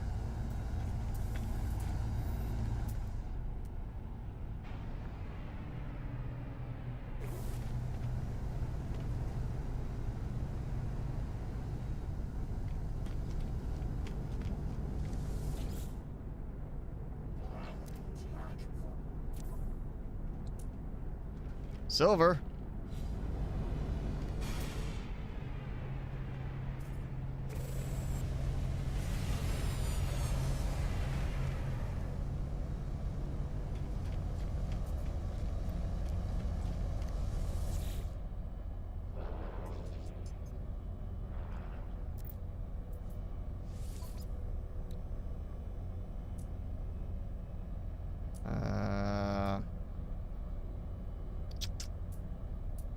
Yeah, no gold. Why is it? I could buy it from the local thing, but I can't buy it from any of them. They're cheap.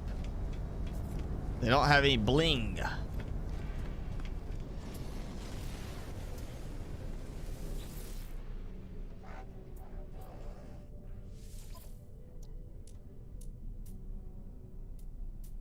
Yep, no. All right, well, fine. I'm gonna make do with the 210,000 units worth that I got.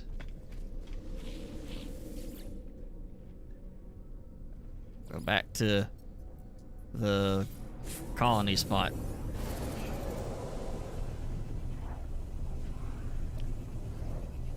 Timmy? You want your retreat now?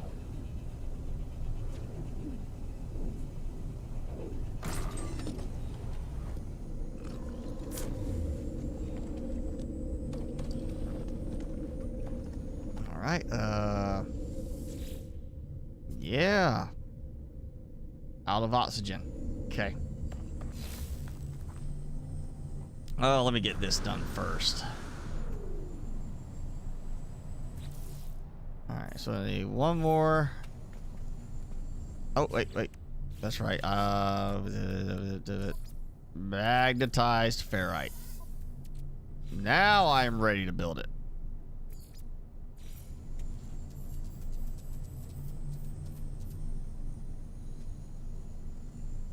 Really?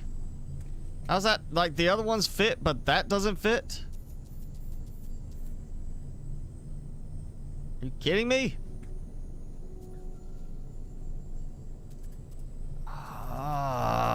And now, oh, that's even worse. Yeah, I may have to go revisit some of the building mods for the game now. I stopped using them at one point because it kept being broken by the little updates, but now I might be having to go and put something together for that because that's frustrating.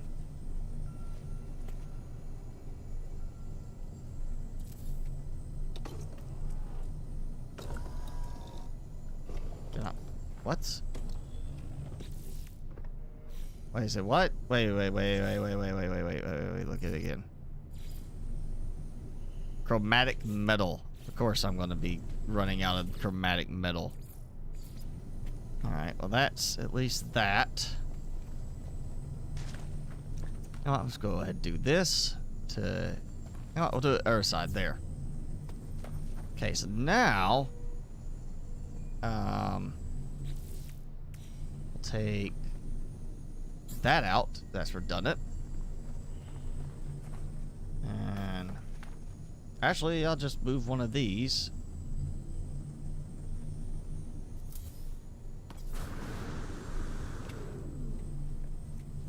Whoa, wait, what?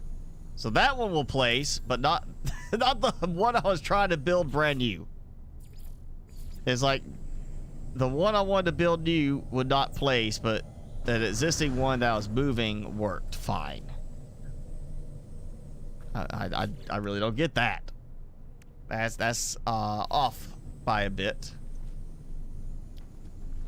See if I got anything. 250 oxygen. And the whole thing.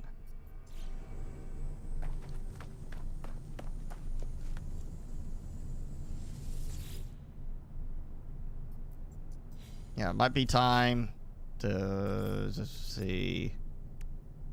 Chromatic metal, of course. Okay, I need some chromatic metal. Everything. Gotta keep getting everything. Maybe try a different system after this. There, Timmy. You're not gonna eat it. It's lumbar support.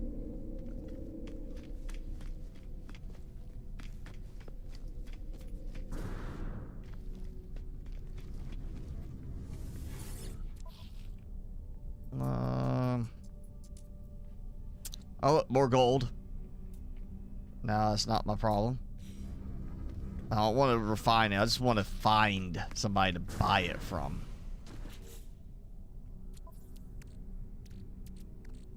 Oh, that dihydrogen jelly, too.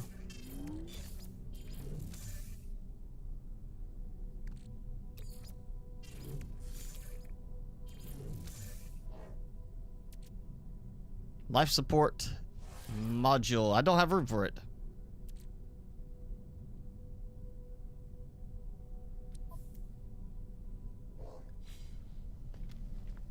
Alright, come on. Where's the other pilots? Man, everybody got quiet now.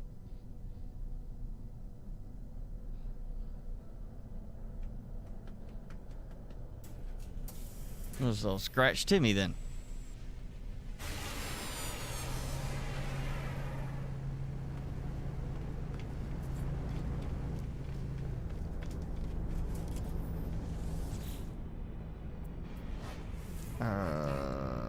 Come on.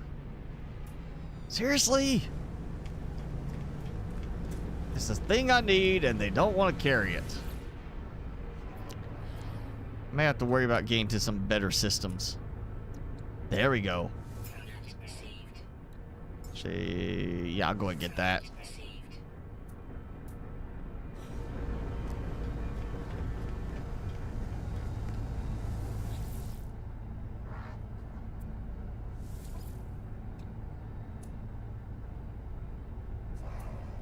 Oh. One more guy. Come on. Chromatic metal. No. That's cheap enough, though.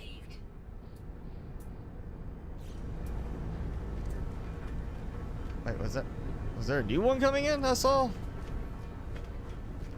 It looked like I saw one landing.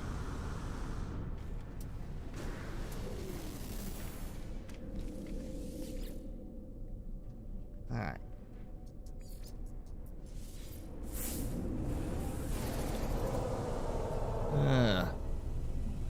Oh, Timmy is laid out now.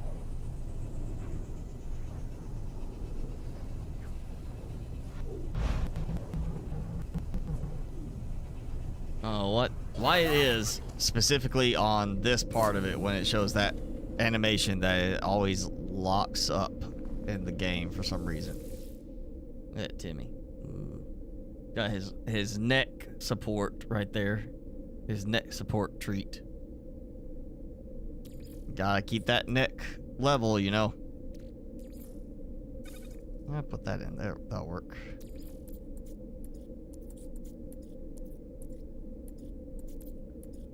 Oh.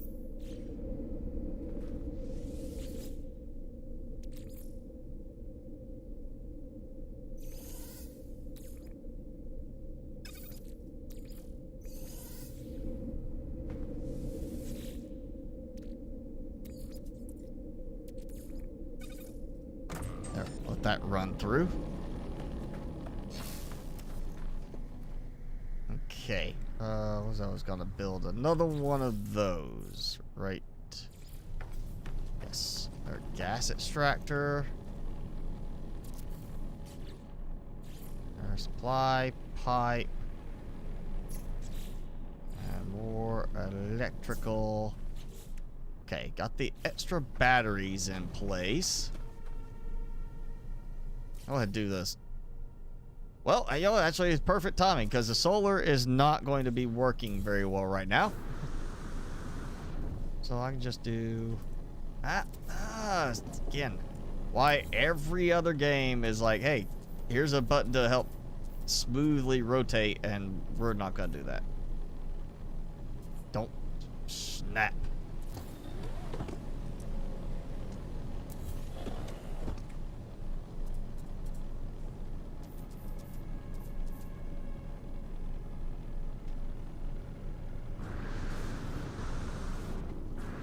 Oh, get up there.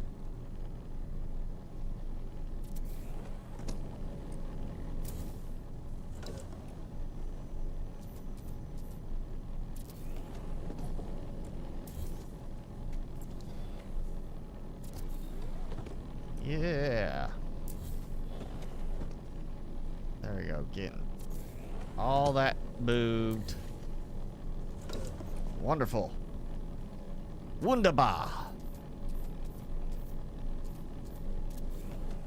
That's not going to line up very well, but...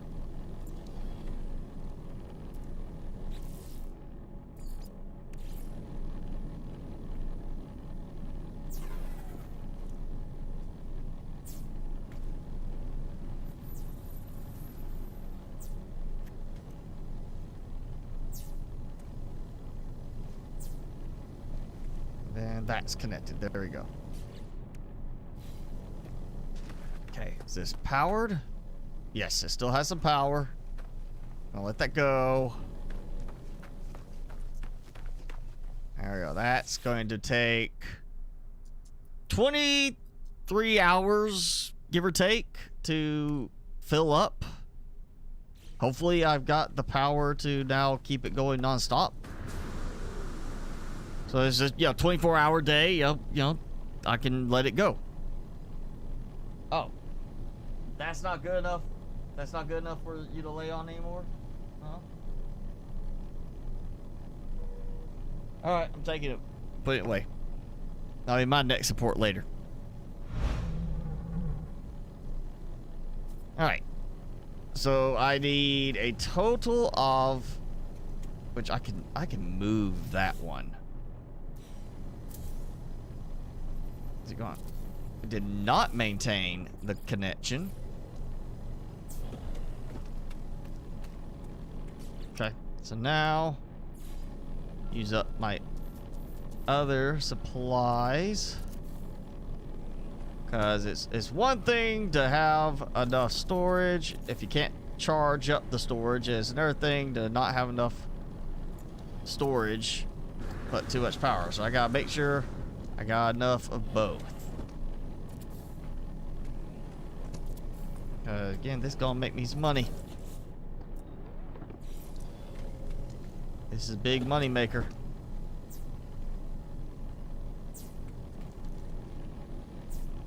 Especially adding some of the refining here. That's gonna be redundant, loop around, but I don't care. It makes sure that nothing is messed up. So depleted, all depleted except for that one, which I'll just take out after this.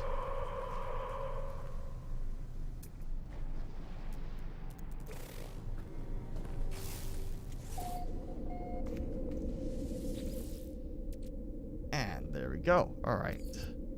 Take that. And that. And that. And that. And that. Okay, so now I don't have the oxygen I need, but like that. And at some point I'll get this balanced out enough.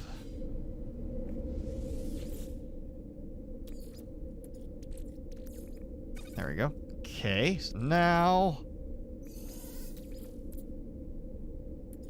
Oh. Since I don't have that much available right now, we'll go ahead and just toss this all in.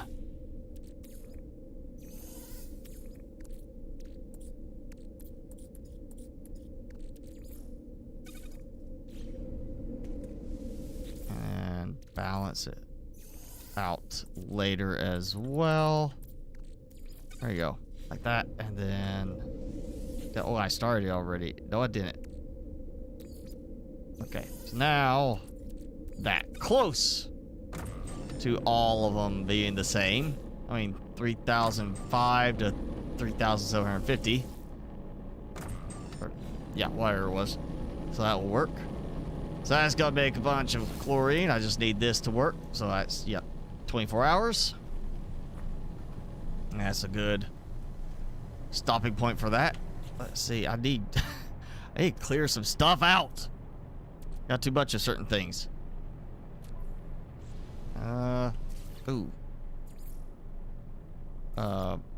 Storage room, yeah. Let's see.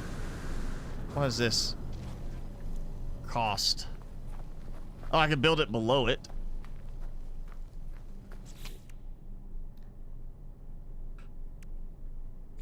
Ooh, landing pad.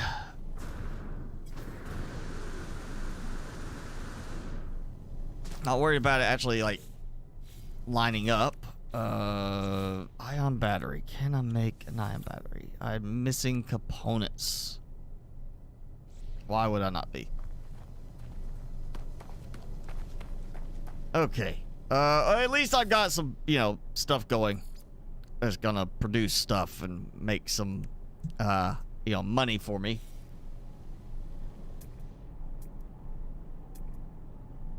Power. Oh. After all that, I'm potentially close enough to a power spot that I might be able to actually extend the power all the way over here. Even though it's only C, that would be more than enough. I could take that stuff out later. That would let me really deck it out. So, did I even get the electromagnetic thing? I did not unlock that. Oh, wait, oh, I did? Did I? Yes, I did. I don't have the metal for it now. Alright, I will have to work on that maybe sometime this week.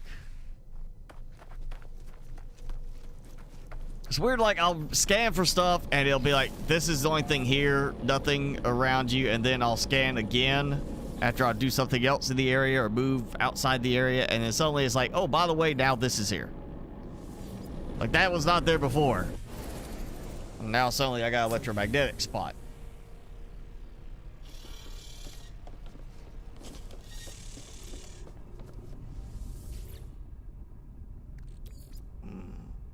You know, I'm just gonna start putting it in here. I'll build up I mean, I got enough kind of, yeah, I got 3 billion. I got enough going for right now. It's fine.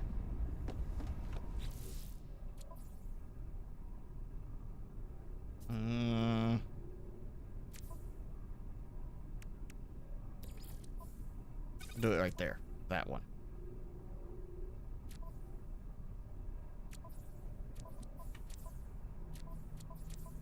And I don't think I need that many.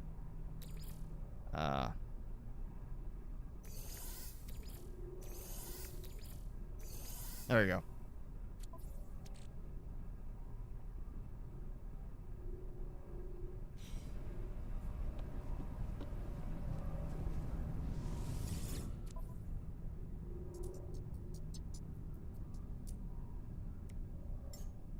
Boom! All right.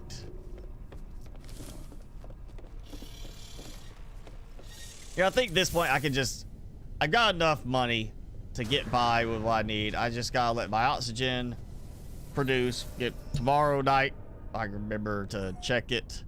That's 2 full stacks and then some of oxygen.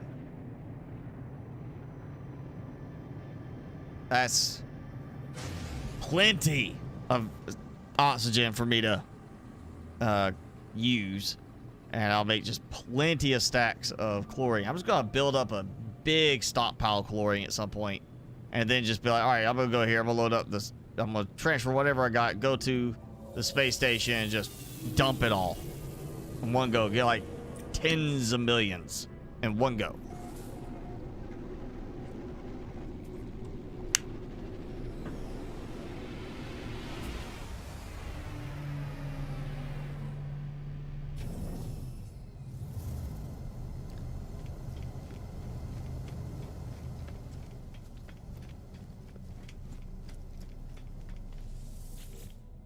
What you got for me?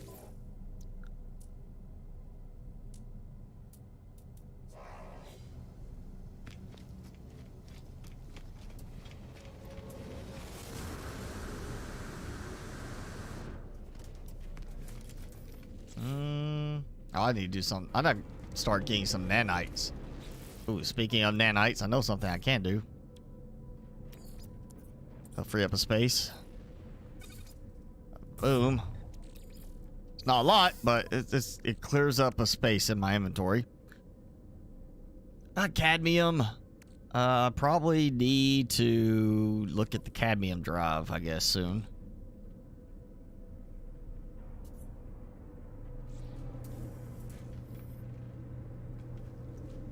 Yeah. Yeah, let's go to the dirt station. Let's head out somewhere else. I can't remember where this is, if this is that one through the worm, the black hole, or what.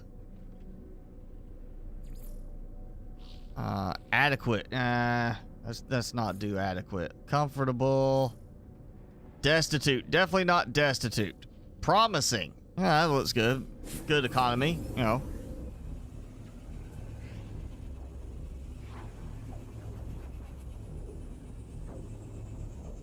And Jason Sanchez, you got quiet again.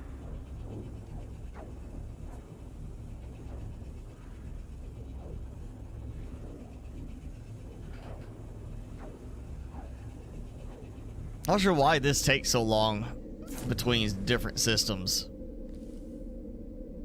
Sometimes it seems like it takes a lot longer for certain ones to load.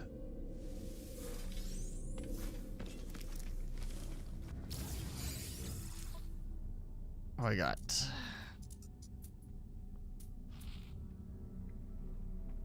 Nothing major. Hey, you're still here. You just be quiet in chat. Did you ever? You asked if Jim was still living with her parents. I don't know. Do you? You said she said hello. You talked to her recently. Felonious has got the popcorn.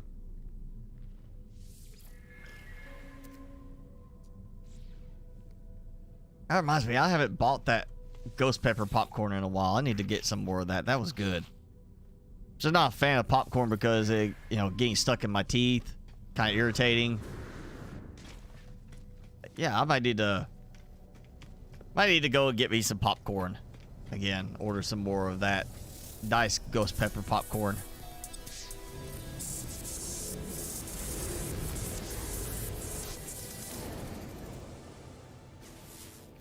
Unknown, undiscovered planet. Paradise planets. That sounds good. Contaminated planet. That is not good. No, don't. I knew what it was about to do. It was about to try to send me back through again.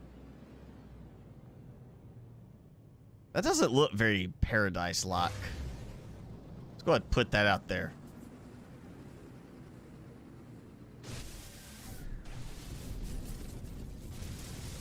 I need some gold asteroids.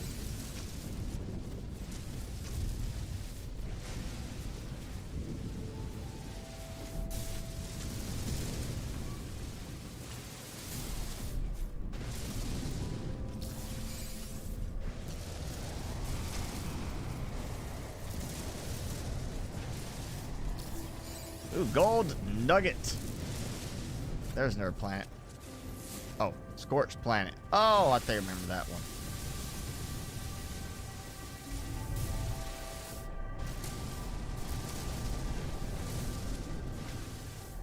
Oh, you got audio only because you're at work. Okay, I understand. Sanchez has an excuse.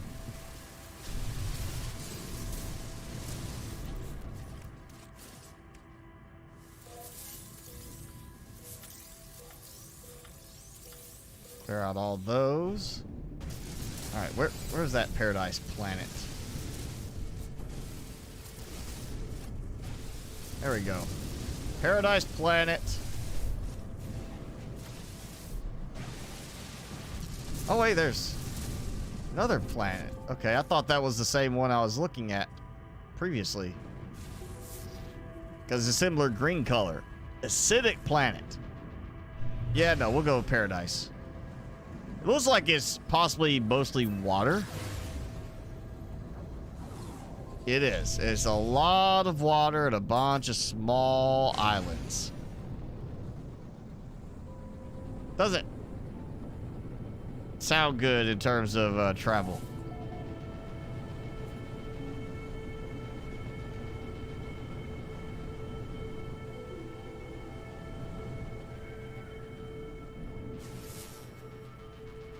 Oh, I got bubbles.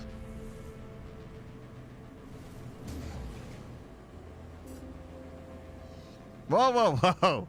An unknown building underwater. Well, if I'm gonna have to go underwater, I'm at least gonna park on the good bit of land.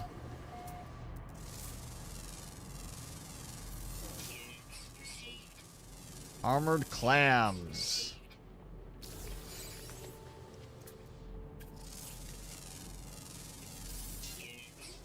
Wait, is that?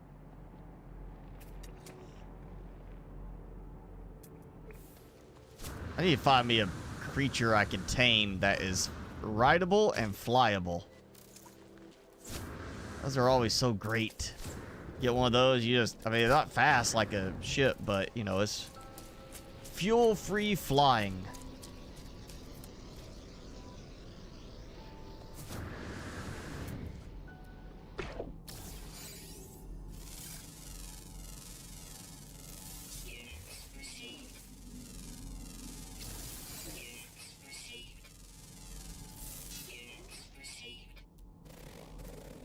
Okay, it's just like a...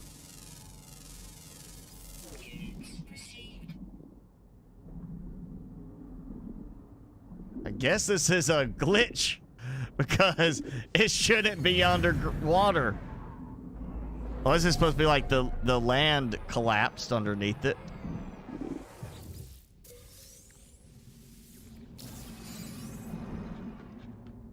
Yeah, that's not right.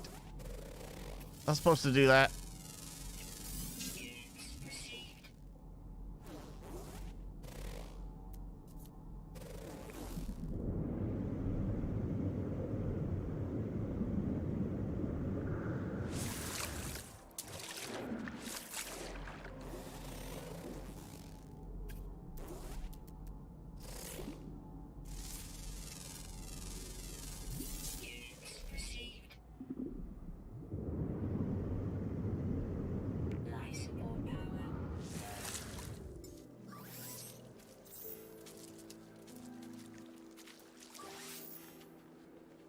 No fuel available. What? I had... Oh, I used up all my oxygen.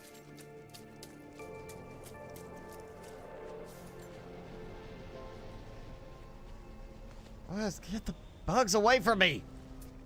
God, even in game, I can't get away from annoying bugs.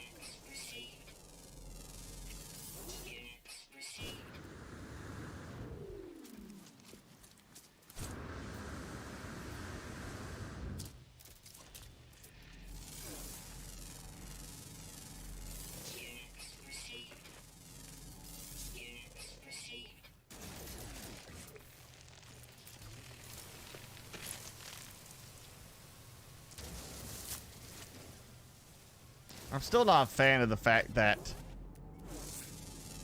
the Venus flytraps, when you start zapping them, they close and they hit you no matter what your distance is from them. Nowhere close, they still hit you. And that has been going, I think, as long as I can remember playing the game at this point. Which is sad that they have not fixed that.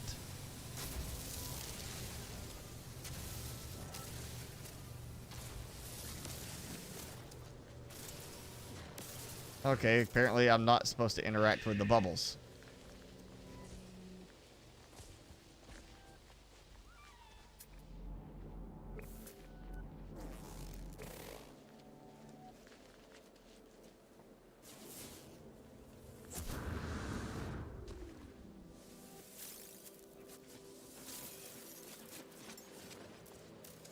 Technology recharge. Technology recharge.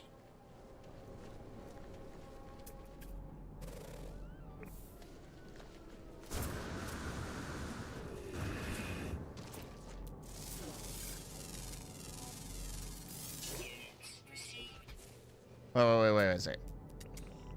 Notes, 4-dimensional. Okay, so that plant is 4-dimensional.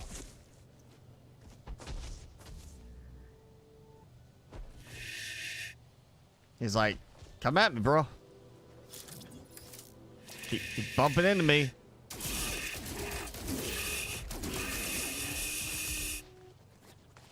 There he goes. Good old meaty chunks.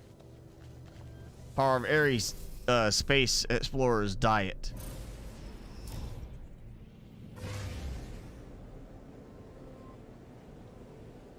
Alright, well.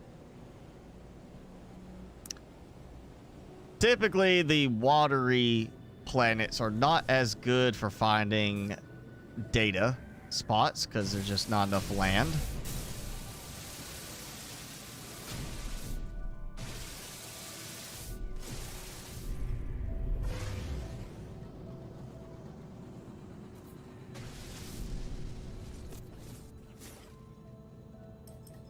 Oh.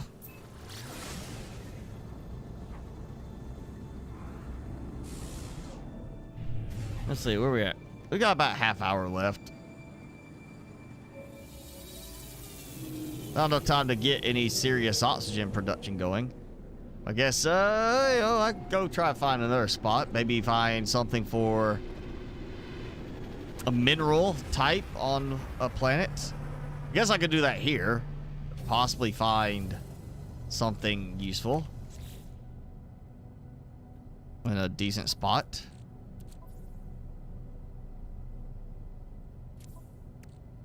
Of course, I also don't have my freighter in this system. Moment.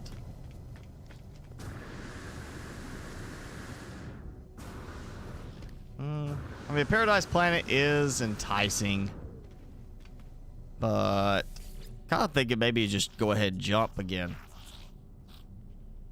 Oh.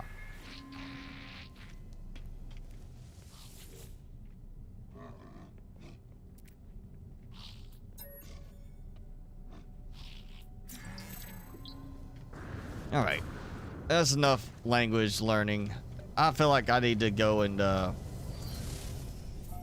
let's just jump into a new system because kind of want to get me like a new expansion spot on my suit. Especially 2 of them.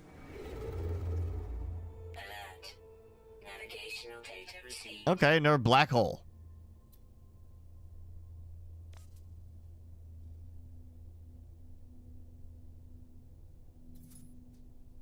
Okay.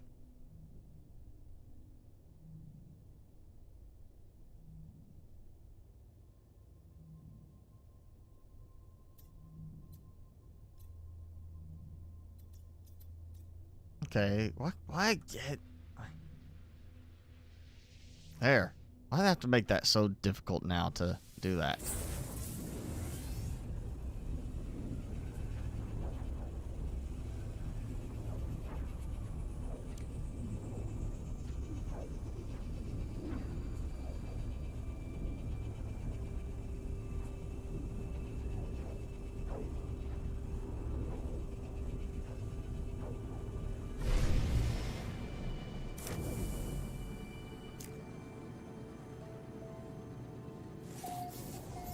Okay. Start with one planet. I see some ships. Noxious planet. Great. Wonderful. Always love to be made noxious. Wind sweat. Alright. Means good for my hair. Give me that Fabio look.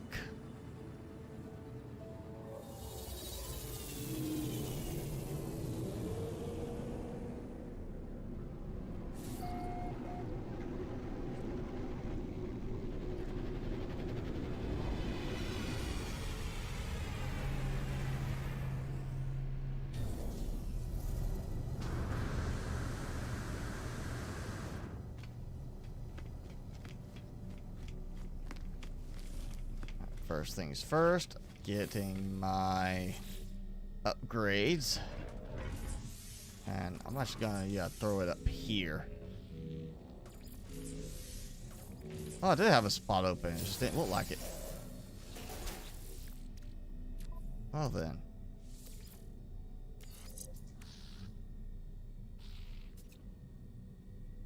Man, that's life support.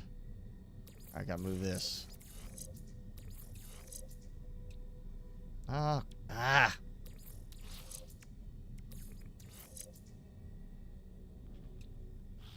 All right, even more on my jetpack. There you go. All right, let's see. Weapon doesn't look that great. It's Class B. Never mind.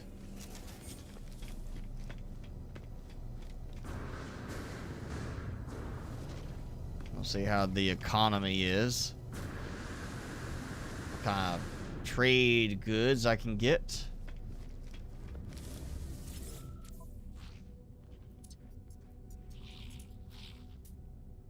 And not awful, but it's not great either.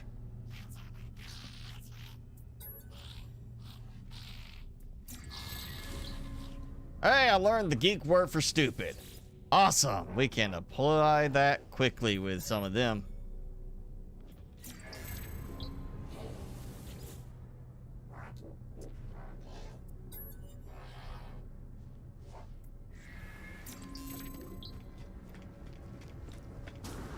Oh. Hauler, okay. I don't remember one having flat top like that. It looked almost like it was a platform design.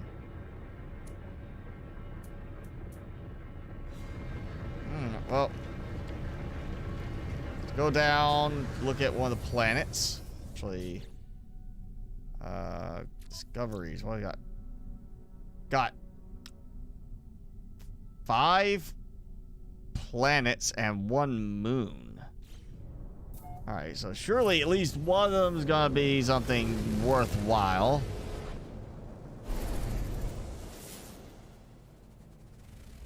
Hyperborean planet. Frost crystal. Okay, that's good. Activated copper. That could be useful. Some activated copper for mining to get started.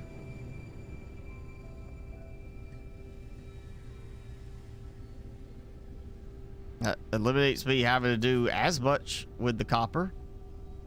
More copper, magnetized ferrite. Kind of like the activated copper part. Okay, where's these other planets? And not just planet. Guess I'm not in line with them. Is that the planet or moon? Decaying nuclear planet. Uranium. That could be kind of useful, I guess. You know, go to uranium instead of activated copper. I would think that would be better. And this says nothing about sentinels. Where'd that planet go? It was right there. There.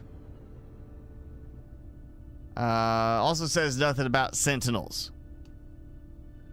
Okay. I don't know. What do you guys think? Should I go for the uranium or the activated copper? I'm gonna go get me another suit upgrade.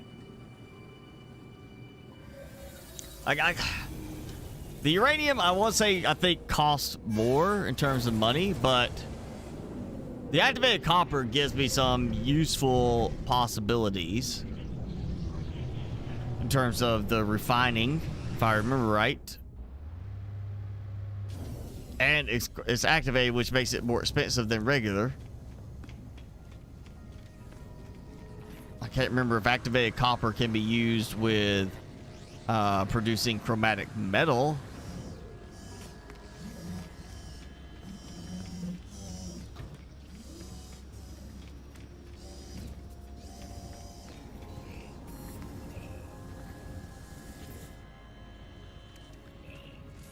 All right, yeah, I was getting another slot up here. I got plenty of regular suit, cargo slots at the moment. Yes, I'm leaning towards, I think, the carbon, the activated, not activated carbon, activated copper. I think I'm leaning towards that planet. It's closer, it's bigger. Hyperborean, I can't remember what that exactly details in terms of the way the planet looks, but I want to say it looks like it's probably cold. And it's got frost crystals. Usually that means cold.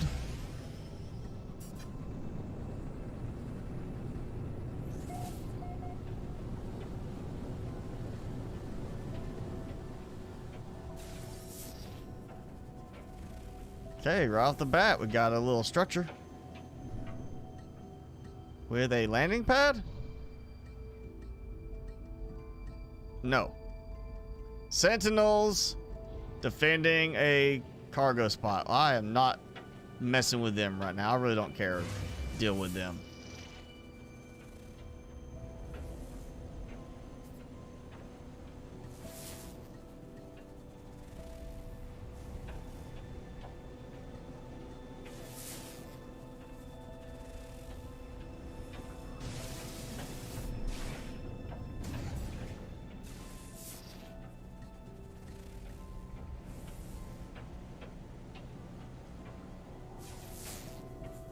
There you go. Is that not the same one? Not the same one. Not the same one. It is not, but no landing spot.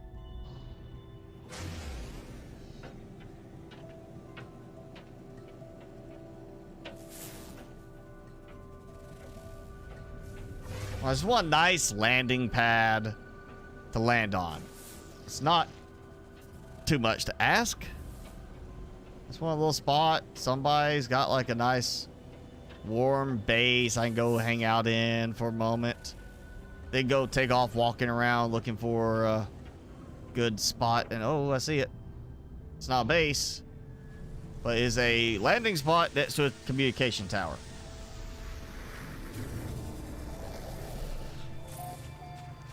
Weather, raging snowstorms. That's wonderful to hear. I guess that's the Hyperborean part of it. Raging snowstorms.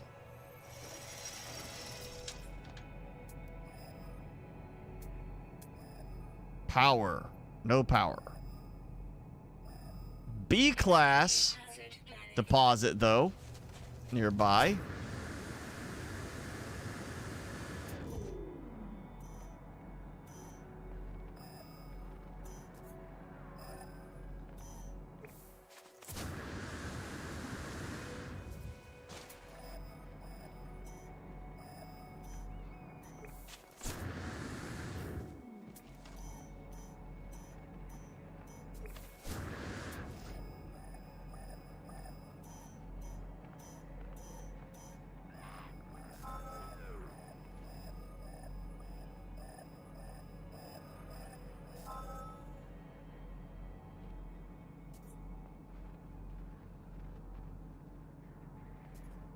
Okay.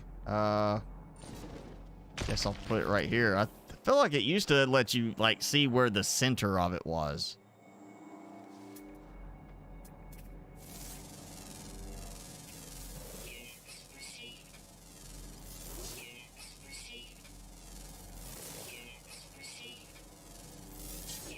Oh, you know, I didn't even look to see what the type was. Magnetized ferrite. Well, never mind. I'm here for the copper.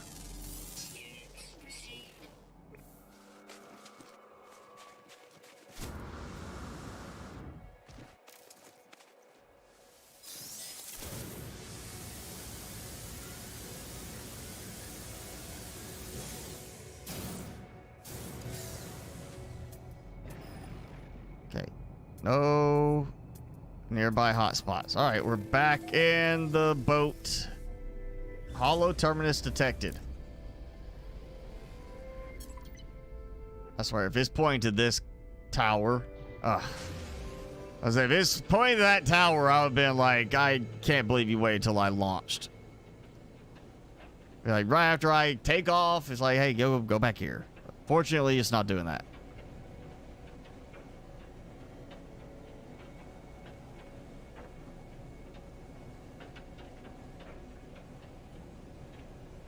Oh, we got another little spot there. Land to begin search. I don't have to do that. I am close enough.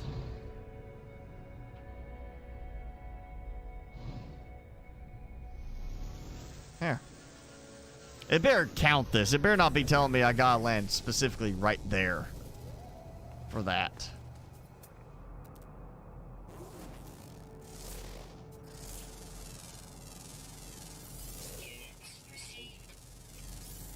Ooh, that is close by.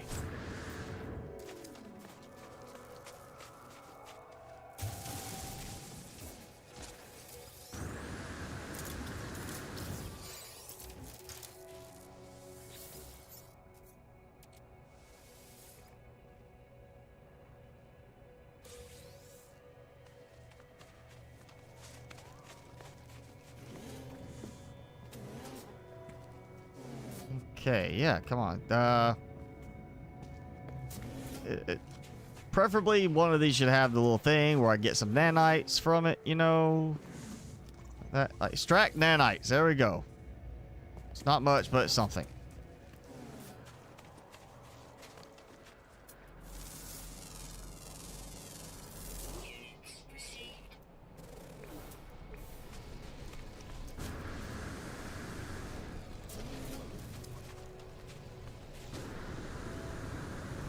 Recharge the transmitter to boost the signal and contact Artemis.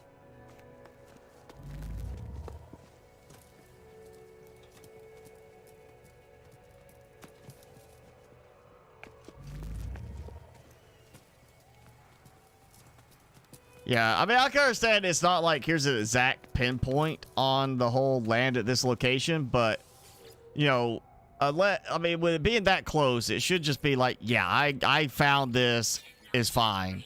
You know, I saw it on my way in.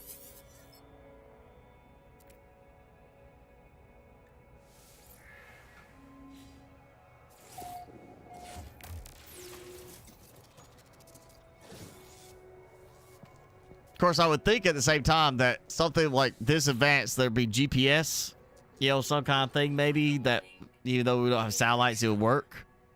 And it'd be a case of you could get down to a matter of a few yards at least, a few meters, not like somewhere in the general vicinity, you know, land and look for it. Red star in a fragile world. Great. That'll make me have to upgrade my stuff.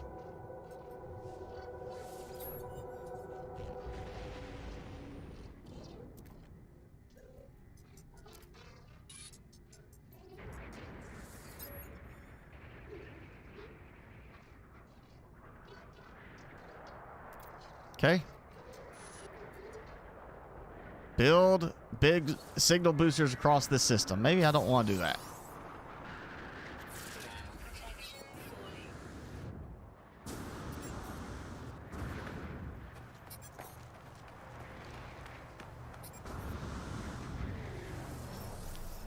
All right, we got a storm, which I'm going to wait out. Oh, you know, actually, while I'm waiting,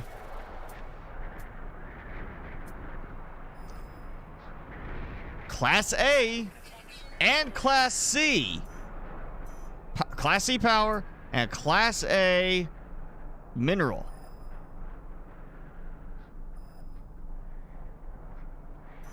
But they are definitely not close. About 500, I guess, meters away from each other. That's not gonna, that may not work very well.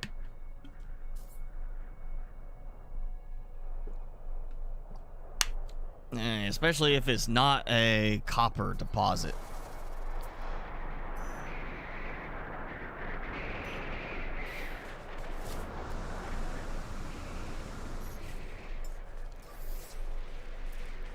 And of course, I don't have any dioxide at the moment.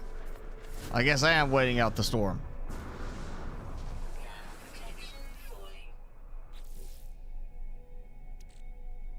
Oh, a suspicious packet. Arms. I didn't see that. Blaze Javelin module. Well, I don't have the Blaze Javelin yet. I may end up just selling that for the nanites.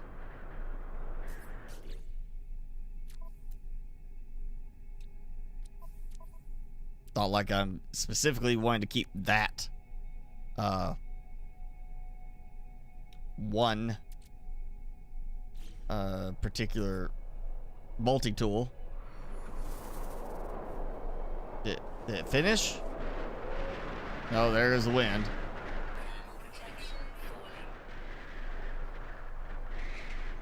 Yeah, there goes my little mouth mandibles. I'm cold. All right, so wait a minute. Hopefully, it will not take too long to go away. I might at least see what this deposit is. If it is a good mineral deposit, I'll mark it. And if I find that electromagnetic deposit is close enough I can make it work, I'll do it. I don't think it's close enough. I need to see if there's maybe a mod somebody's released that eliminates or increases the build range for where you can build your base range. I would think that would be possibly problematic on multiplayer because you're like obstructing somebody else over a larger area. But yeah, maybe if I find something to help with it, I can do a nice little electromagnetic power mineral base and have something else for money, something I could just go sell and not have to process if the storm will let up.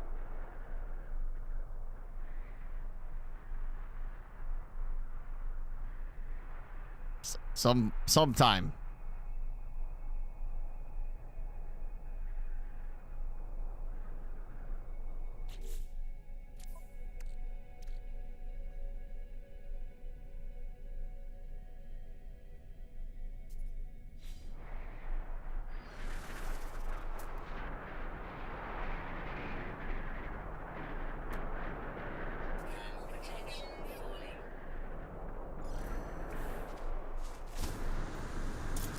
Alright, let's see if I can make this happen.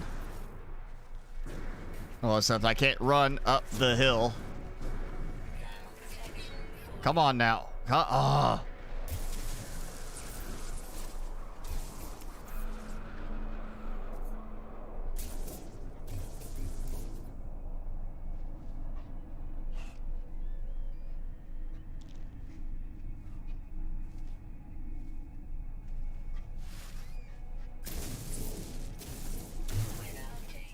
There we go.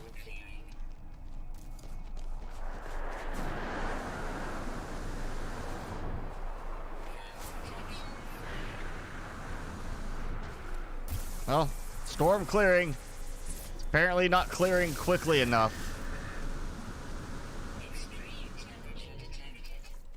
I know. What do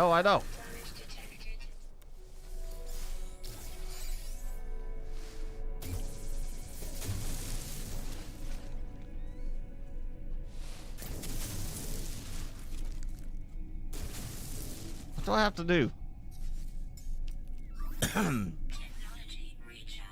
So I didn't dig in enough that it counted like it was a cave?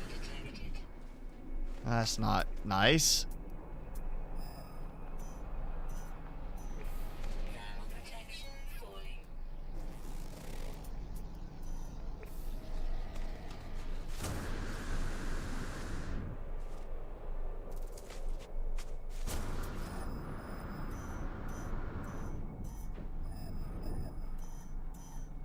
Come on.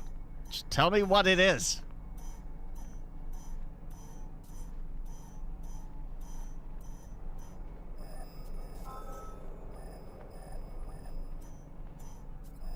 Extreme night temperature detected. Dioxide. Okay, I'm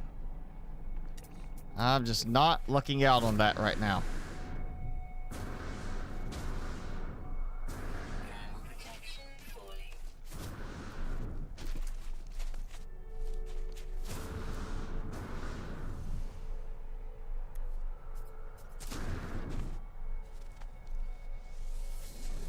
Hate when it's got like that last tiny little bit you can see on the icon that it's got some power left in the jetpack, and then it's just like, oh no, that's depleted. It's depleted. You can't use that tiny little bit left.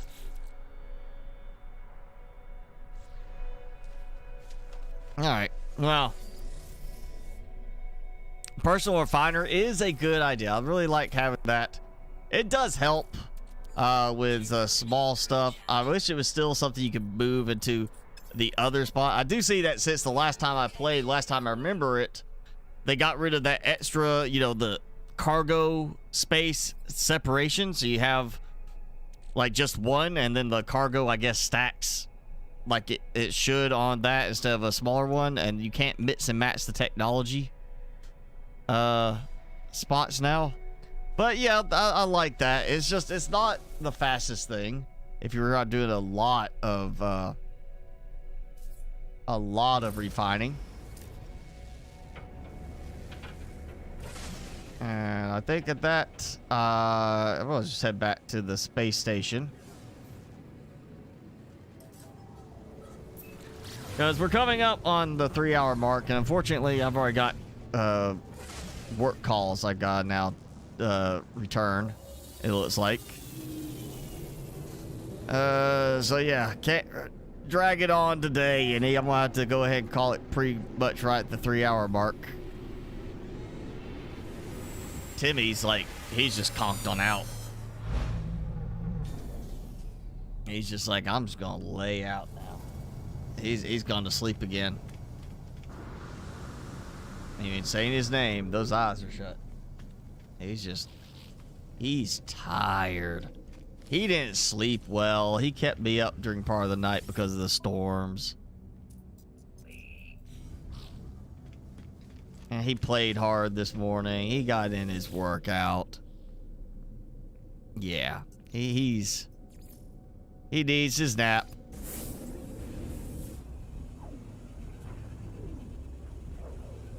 And see, he conked out. Just slow, deep breaths. Now let's see if he'll work. We'll see if he'll wake up to this.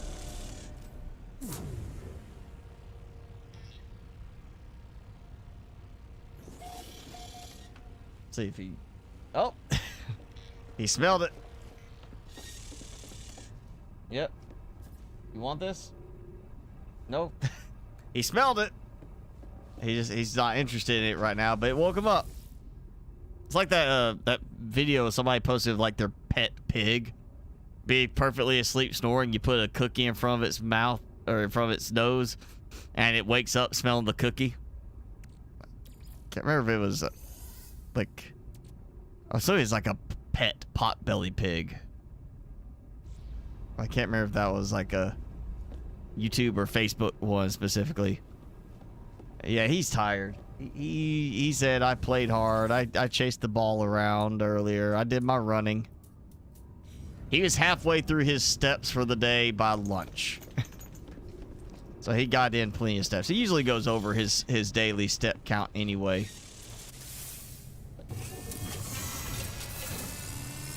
Oh. How about that? An exotic delivered straight to me, and it is an S-Class. Oh, man. I'm not a fan of the design for this one, but gotta at least check the ship out. I mean, look at S-Class. Look at how much it's already got going. I mean, I still would have to max it out more. Let's just see what you want. 23 million. Tell you what, dude, you hang around for a few days, I can accommodate that. That is interesting. An exotic ship appeared in my capital ship in this this system, so I'm gonna have to remember that. I might be able to get another S-Class exotic here that I can buy later, but yeah. All right, so I've got my oxygen farm upgraded. That's going to produce 22,000 every 24 hours of oxygen. Got a little base there with refiners, so I can do all the chlorine expansion. I'll make tons of chlorine. I'm just going to deck out. I'm going to get like 18 stacks of it or whatever I can. I'm going to go sell it all at once. Make a ton of money. And be able to really afford that kind of thing. Fancy. It's not my preferred design ship. There's other ones. I don't like the little, it looks like a hummingbird almost. It's little wings. It's like very odd, like small shaped wings, but it's like almost like a hummingbird because it got the beak. I'm just not a fan of that one. I'd much prefer one of the other exotics, but still, that's interesting. Oh yeah, I do have that ship I need to at some point sell. Maybe he'll come back and I can make that my primary starship and sell the broken ship to him to get it out of here. Okay, yeah, that's it. We're gonna wrap this up here. And like I said, unfortunately I can't drag it out today. I've already got a call for work I'm gonna have to make in a minute. So yeah, starship prices are out of control. I mean, especially for an S-class exotic. I mean, come on. May have to go back and start looking at the coordinates exchange again, see if I can find my way to I'm gonna have to unlock the glyphs, and then I'm gonna have to get a portal too. But at some point I'm gonna have to go back to the coordinate exchange and find me the good exotics, the good places for those. Oh yeah, it's all inflations. Yeah, that's the same reason my chlorine price is dropping is deflation. I'm flooding the market too much in in that system. I'm gonna have to ship all of my chlorine to another system and then sell it there so I can get all my money. You know, economy.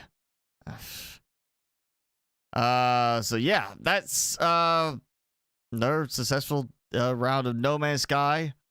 I guess next time I'll have all my chlorine built up. I'll have a bunch to sell. Maybe if I get some time this week, I could try to find a metal or a mineral deposit that I can use to get some more money going too. It's just that it's a money game. I gotta make money so I can buy stuff, in the game, get fancier stuff in the game, and I'm not even worried about the base building other than working with the capital ship until I have like enough stuff unlocked. And I just gotta start remembering to look, see if I can buy salvage data from anybody, find any place that's selling them. Oh yeah, it's out of this world. Absolutely. Timmy? What do you think? He says, I'm gonna lick my lips. You want this now? I'll lay it right there. See if you want to eat it. If you don't eat it now, you can have it later. Ow! Getting that yawn out. I know it's between him and the neighbor's dog. Neighbor's dog will sit there constantly licking, doing that right before he yawns. Every time you'll see it, there's just big yawn. I noticed Timmy has started doing that too. Oh, Timmy, don't be inappropriate. No licking there on camera. This is not the kind of live stream we do for that. That's what I should have done. I should have done April Fool's. I should have said inaugural stream of Timmy's OnlyFans. Should have done that. Today could have been Timmy's OnlyFans first stream. Yeah, that would have been the ultimate April Fool's one. That would have got Spots here first. He would be like, hey, he's the one who suggested it, I think. You tired?